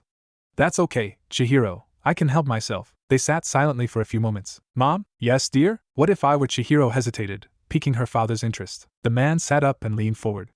Do continue. Yuko backhanded his guts. Stop it. You're making her nervous. His belly jiggled. That's what dads are supposed to do. Chihiro's face fell. Never mind. Oh no. Ignore your father. He's just messing with you. You haven't killed anyone, have you? Chihiro shook her head, and her mother smiled. Then there's nothing to be afraid of. That's right. Her father stood up with a grin. We're your parents. You can tell us anything. They waited expectantly. What if I told you I were in love? Oh. Her father sat down with a sigh of relief. I thought you were going to tell us that you were a LOW. What was that for? Stop it, you don't get to talk. Yuko pinched him again, ignoring his complaints. She gave her daughter a smile. Well, dear, I tell you that it was about time. The girl gave her a questioning look. Yuko sighed. You know your mother had plenty of suitors by the time she was your age before she found your father, but look at you. Working at the hotel all day. I was starting to get worried. You need to go out, find someone to share your life with. She paused. So who's the lucky boy? Is it Haku? Her daughter looked down and shook her head. Yuko bit her lips impatiently. Well, whoever it is, it better be someone worthy of our amazing daughter. Yeah. Someone like me. Her husband burst out, unable to keep silent any longer. I'd roll over and die before I let my daughter go out with someone like you. Yuko poked the man in his belly. You let your daughter work herself to death while you sit on your fat ass all day, Akio scoffed. I do not. Yes, you do. Yuko continued to prod her lover's belly. You used to be quite handsome too. Her husband smiled broadly. What are you talking about? I'm gorgeous. Chihiro silently stacked the plates and carried them to the kitchen. And I'm the Hokage. Yuko rolled her eyes. Look at how fat you've gotten. Akio patted his guts. I eat like a man. You certainly sit around like one. You can't expect your daughter to do everything around here. How is she ever going to be able to find someone stuck in this place all day? Right, Chihiro? She turned to her daughter, but Chihiro was already gone. Look! Akio grinned. You scared her off with your nagging. His wife jabbed a finger in his chest. Don't even get me started. Now go to your room and get dressed. You have a meeting with the suppliers this afternoon. I know. Geez. I'm going. He turned away, muttering under his breath. Pushy woman. A sweet voice rang out from behind him. What did you say? He rolled his eyes. I said that you were a pushy woman. You're goddamned right I am. A couple hours after the meal, Chihiro stood behind her desk at the lobby. Her thoughts cycling through on repeat. Namikaze Minato. The charismatic 4th Hokage of Konoha. A major figure in the 3rd Shinobi War. Died 12.5 years ago after stopping the Ninetales from destroying the capital. Chihiro remembered that night very well. Most everyone did. There was a sort of pressure in the air, and the town had undergone a series of small earthquakes. He had a wife too. She couldn't remember her name and a son. Chihiro flipped through the records book listlessly. I don't stand a chance. She snapped the book shut at the sound of ringing bells. She smiled. Hi. Welcome to the Inazaku Hotel. Chihiro felt an instinctive jolt of fear as the two men approached her. One of them was even taller than her father, and had unusual blue skin. The eyes of the other glowed a demonic red. Can I help you? The red-eyed demon nodded. Has the 4th Hokage been here? Chihiro frowned. That was supposed to be a secret. I'm sorry, sir. I'm afraid I can't help you. She stared, mesmerized, into those glowing eyes. Itachi bore his eyes into her brown ones. She's lying. And tore her mind apart. Where did they go? The lights faded from the girl's eyes and she smiled into the air. Jiraiya-san said they were going to Otafuku. He said that it'd be 2 days before they got there. Kisame grinned. Alright, let's go. The two turned brusquely and walked off. Chihiro collapsed, her mind falling into pieces as she succumbed to darkness. After having traveled for 4 hours, Jiraiya called a stop. It was time for a midday meal. They quickly devoured the box of onigiri they'd gotten for lunch. Jiraiya-sensei. The sage turned his head, his mouth full of rice. What exactly is your connection with that hotel? Oh. Jiraiya swallowed the rice. I used to work for them. What? Really? Naruto jumped up, spewing rice into the air. A few landed in the Sanin's face. Jiraiya wiped his face slowly. Yes. Really, what was it like? Naruto gave a mischievous grin. I bet you perved on that Nei-chan who worked behind the desk yesterday, the Toad Sage scoffed. I did no such thing mostly. She's the manager's daughter. Now that woman would have destroyed me. Minato tilted his head. That girl was the manager's daughter? Her name's Chihiro. Jiraiya took another bite of his onigiri. And the woman you saw this morning is the manager herself. Her name's Yuko. I didn't tell you? Minato shook his head. The sage grinned. Fearsome woman, isn't she? Yeah. Naruto nodded vehemently. She sounded super angry even though she didn't. I thought she was gonna cook me for lunch or something. Minato shrugged as he chewed his own mouthful of rice. I thought she was nice. They'd stopped moving at dusk. The sun was about to set, and they needed to set up a perimeter before night fell and it became too dark to see. They finished the last of the onigiri and downed the rest of the water that they'd gotten from a nearby stream before finally getting ready for sleep. I don't want to sleep. Naruto stalked around glumly. I want to make a campfire. They'd traveled far that day. They were over half of the way out of the forest under his father's guidance. Naruto was improving his stamina and control immensely. We might even reach Otafuku by dusk tomorrow.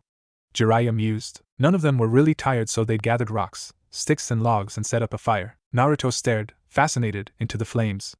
His father sat to his right with a contemplative look on his face. Jiraiya sat across from them, poking the fire with a stick before declaring loudly, "Let's tell stories." I'll go first. Naruto sat up attentively, and the fourth turned his gaze to the white-haired Sannin. Jiraiya, being a natural storyteller, launched into a gallivanting tale about a princess from the land of ice. By the end of the story, Naruto was in tears. As she just died? His voice filled with wonder and sorrow. Jiraiya nodded. There was nothing she could have done. The poison had reached an advanced stage. At least her nation was saved. She did a great thing for her people. The Toad Sage looked pointedly at his older student. Minato gazed into the fire and said nothing. Naruto sniffed and nodded. Yeah. She did. With a satisfied nod, Jiraiya threw his stick into the fire. Naruto. Your turn. Naruto grinned. Well, this happened to me when I was a kid. Jiraiya smirked. You're still a kid. No, I'm not. Naruto pouted. Anyway, you know how the villagers used to treat me like trash, right? Minato sat up. His son had his full attention. Happy at having caught his father's interests, Naruto continued. Well, most of the village actually just ignored me. I mean, like really ignored me like I wasn't there. So I got some ropes and pulley and I climbed up to the Hokage monument. No one noticed me, which for once was great because I also brought 10 buckets of paint. Naruto sat back as he rummaged through his memories. I loved that day. I was there all the way into the afternoon before they finally caught me. I painted the first Hokage with funny eyes and a fat nose, and I made the second Hokage look really old, or at least I tried to. I gave old man Sarutobi whiskers and made him look like a monkey. He paused. Minato smiled. And what did you do to the fourth Hokage? I was making you look like a girl. Naruto smiled sheepishly. Jiraiya sniggered silently as he picked up another stick to prod the fire with. But I only got the lipsticks on before they found out what was going on. His father nodded. What did they do to you? Naruto pouted. The old man made me clean it all up, which was really a shame.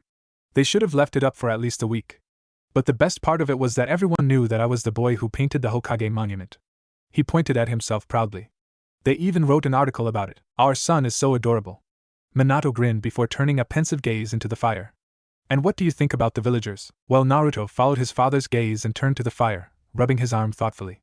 Some of them are really mean and some of them are scared because of the Nine Tails, but some of them are really nice too. Like Irika-sensei would buy me ramen, and old man Tucci and Ayame always treated me nicely. They make really great ramen too. Old man Sarutobi was also really nice. Naruto frowned, muttering quietly.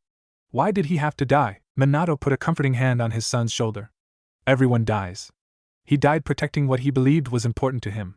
That counts for something. He looked across at the Toad Sage. Doesn't it? I guess. Naruto said quietly. Jiraiya threw another log into the fire. Yo! Getting a bit gloomy here. Minato, why don't you tell the next story? Minato nodded. Naruto. What do you know about your mother? Naruto furrowed his brows in concentration. She was married to you, Minato laughed. Yes. She was, but she was more than just married to me. Naruto sat up. What was she like? Hold on, let me tell the story. It was almost midnight. They'd turned in several hours ago after a few more rounds of stories. Jiraiya laid on the ground, staring up over the forest trees into the starry night sky. Nearby, his students breathed softly as they slept in the comfort of the sweet, evening air. The gentle sound of cicadas rustled out of the trees and brushes, filling the darkness with its cry. The forest life thrived happy and untouched, completely unaffected by the conflict that happened around it at a regular basis. These creatures of the forest had done what their human counterparts could not do.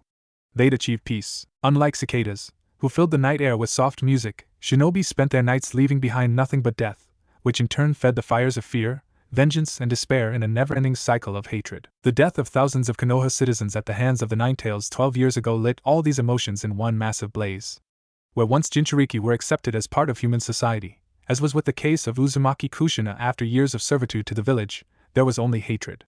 More than hatred, it was the fear of the incomprehensible power that had been unleashed in the village that night. It was the despair at the feeling of the inevitable doom as they cowered from a monster terrible beyond imagining. And then, when the monster had been subdued, the mounting fear and despair, refusing to simply vanish, developed into a new, ugly desire, the desire for vengeance. Countless people died that night. Homes were destroyed. Friends were lost. Family members were sent to early graves and lovers were torn apart. Despair gave way to anger. They'd lost so much. Something had to pay. They turned their hatred toward the person in which the Ninetales resided. They directed all their hate towards a child. If the boy suffered, they thought maliciously, the Ninetales suffered with him. Still, the fact that the object of their torment was only a child was not lost on them. Some chose simply to ignore him. Others, the ones blinded by their desire for vengeance, went so far as to convince themselves that the boy was the Ninetales to ease their own conscience. Gone was the acceptance that Namake's Minato had pioneered for his wife, the Jinchuriki of the Ninetales during his tenure as fourth Hokage of Konoha. Hatred, despair, fear, and vengeance were ugly, but also incredibly strong. So strong, in fact, that the people had allowed it to cloud their understanding of the pain and sorrow that they were causing. Only a sane few were able to see Naruto for who he was, just another human boy. It was people like Umino Irika who, despite having lost both parents to the Ninetales, were eventually able to look past their own pain and hatred to give the boy what he deserved. Fair treatment. Irika's attitude caused people to distance themselves from him, as they did with those who associated kindly with the demon fox. Despite the pressure, the man had refused to allow the opinions of his peers to sway him from what he saw as right, and he nearly died for it. It seemed almost impossible to believe that Naruto's Irika-sensei had once been one of the people who had pelted the boy with rocks, calling him names and threatening his life. Every single person in Konoha who contributed to that ugly thing that was Naruto's childhood had the potential to see the truth. Each and every single one of them could be swayed to understand. And Minato, former fourth Hokage and hero of Konoha, had threatened to simply kill them. Jiraiya sighed. Minato was allowing himself to be consumed by the same hatred and the same desire for vengeance that the villagers had felt toward the Nine Tails. Every single one of them were human beings with people that loved them and people they loved. Every single one of them in Yumino Iraka waiting to happen. The forced hatred was clouding a fact that he knew to be true, that they were just like him, human beings. The civilian father loved his child as much as the fourth loved his. They were the same. If he killed the father, the child would be the one to bear the pain. The same went for the civilian's wife, family, and friends. If, by some impossible chance of fate, they somehow avenged the man, then the pain would fall to Naruto. God forbid the boy turned to vengeance. What irony. The Toad Sage smirked morbidly, and raised his hand up into the air as if to reach for the stars. Even now, under those very stars, IWA assassins were making their way toward the borders of the Fire Nation, their sole purpose to put an end to the life of the man who'd killed so many of their compatriots during the Third Shinobi War. Understanding, forgiveness, it all seemed like an impossible dream. When will the cycle ever end? This sucks. Kisame sat on a rock as he contemplated his situation. There's no way in hell we're going to beat both the Yellow Flash and one of the Sannin. I thought you liked fighting strong opponents. Itachi stopped and stared placidly at his partner. The shark man rolled his head up to the sky. He killed 1,000 IWA during the war. In a single day. By himself. Alone. All strong opponents have weaknesses. Itachi noted calmly. Yeah. The Sharingan. Kisame smirked. Use the Sharingan, steal every jutsu and solve every problem. Knock out any opponent in 3 seconds? Look them in the eyes. Too easy. The shark man swung his sword half-heartedly through the air. Where the hell did your crow go anyway? The fourth put a seal on it. Itachi replied. Why didn't he tell me earlier? Kisame scowled. So what? You can't summon that thing anymore? No. Itachi looked on with half-lidded eyes. It's most likely the Flying Thunder God, his signature seal. Flying Thunder God, the shark man scoffed impatiently. What the hell does that even mean? I wasn't born in Konoha like you. Itachi continued staring down at his partner. Kisame's eyes remained in the clouds. I'll tell you later tonight. We need to move. The shark man sighed and stood up. You enjoy keeping me stupid, don't you? No.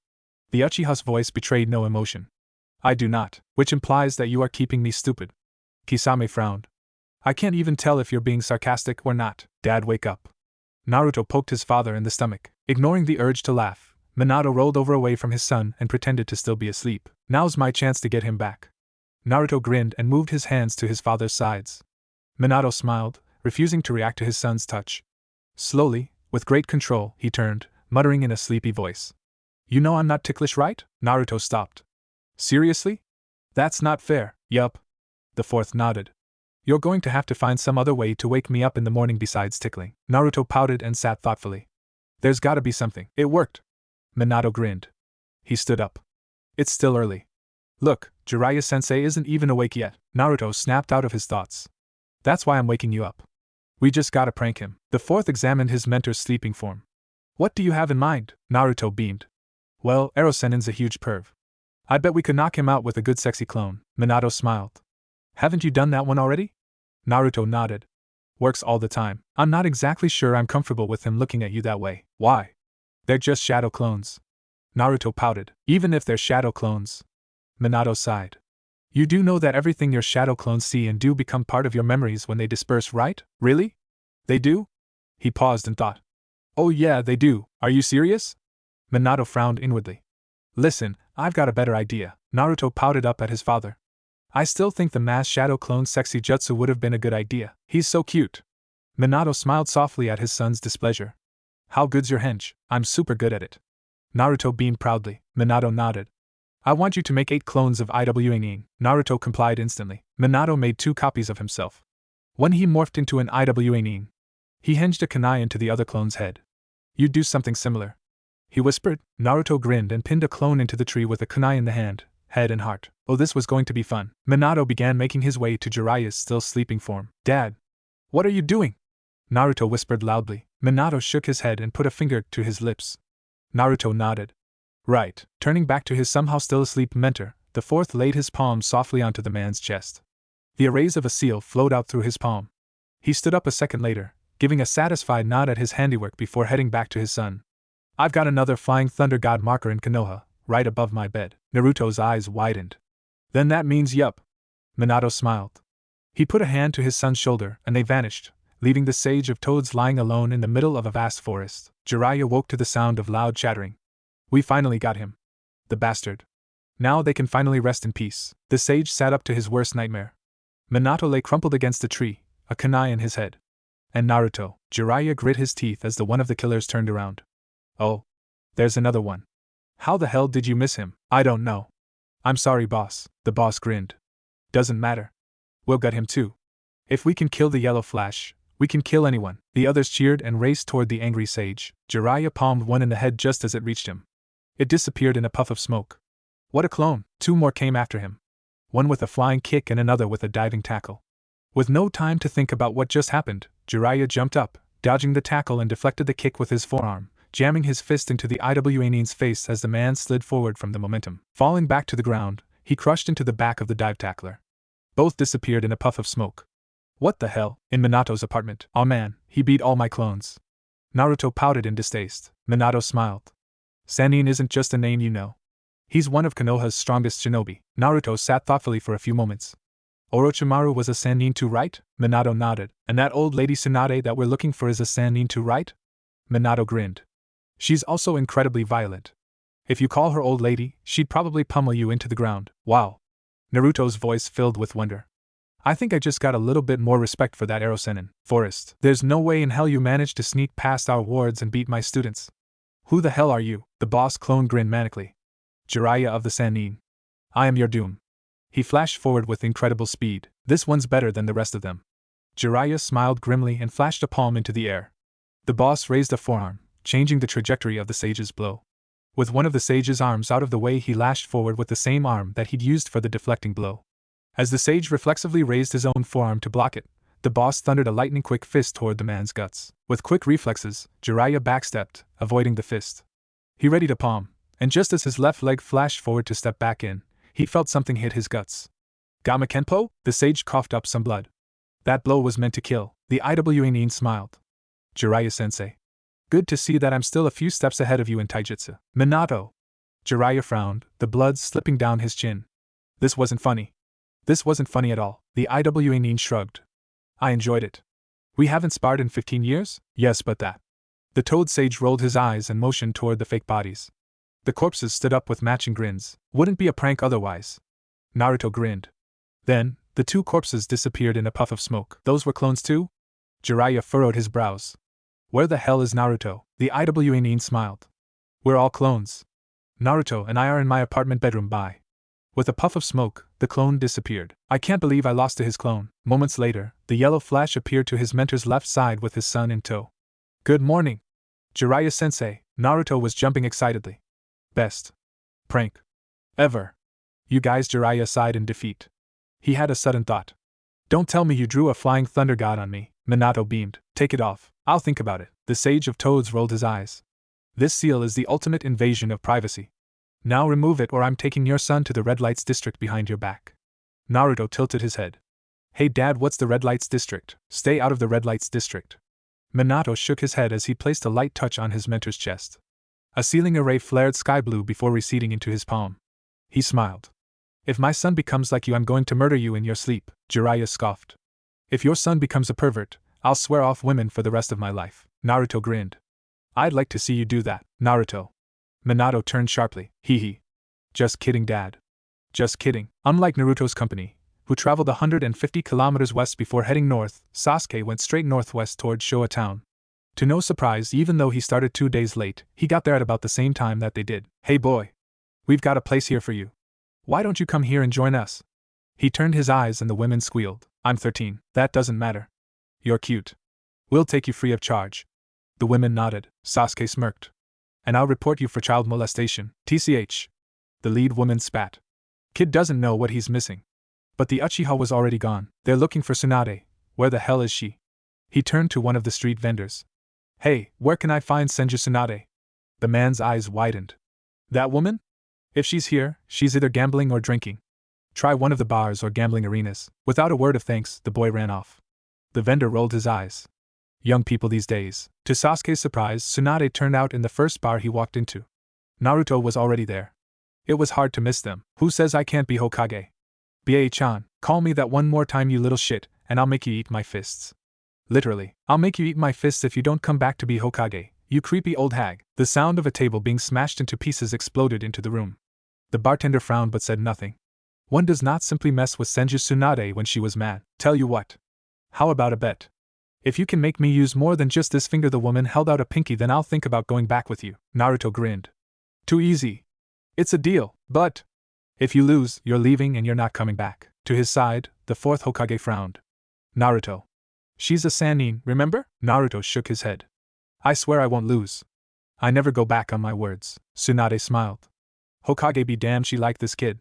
He reminded her of her kid brother. A part of her was already hoping she'd lose this bet. Alright kid, meet me outside.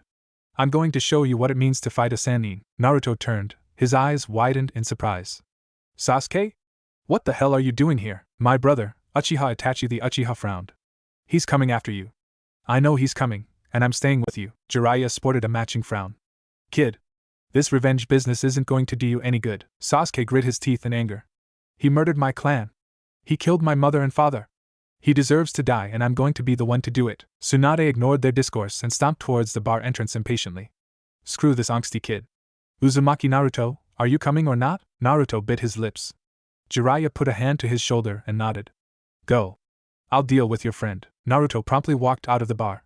Minato turned to his mentor. I'm going with him. I have to make sure she doesn't kill him. Jiraiya nodded. Do what you must. And his student was gone. Sasuke glared at the man who dared to downput his vengeance. It doesn't matter what you say. I'm going to kill my brother and avenge my family. The Sannin smirked. You can't beat him. My Sharingan have fully matured and I know Kakashi's Chidori. Jiraiya shook his head. You can't beat him, Sasuke sneered. You're just trying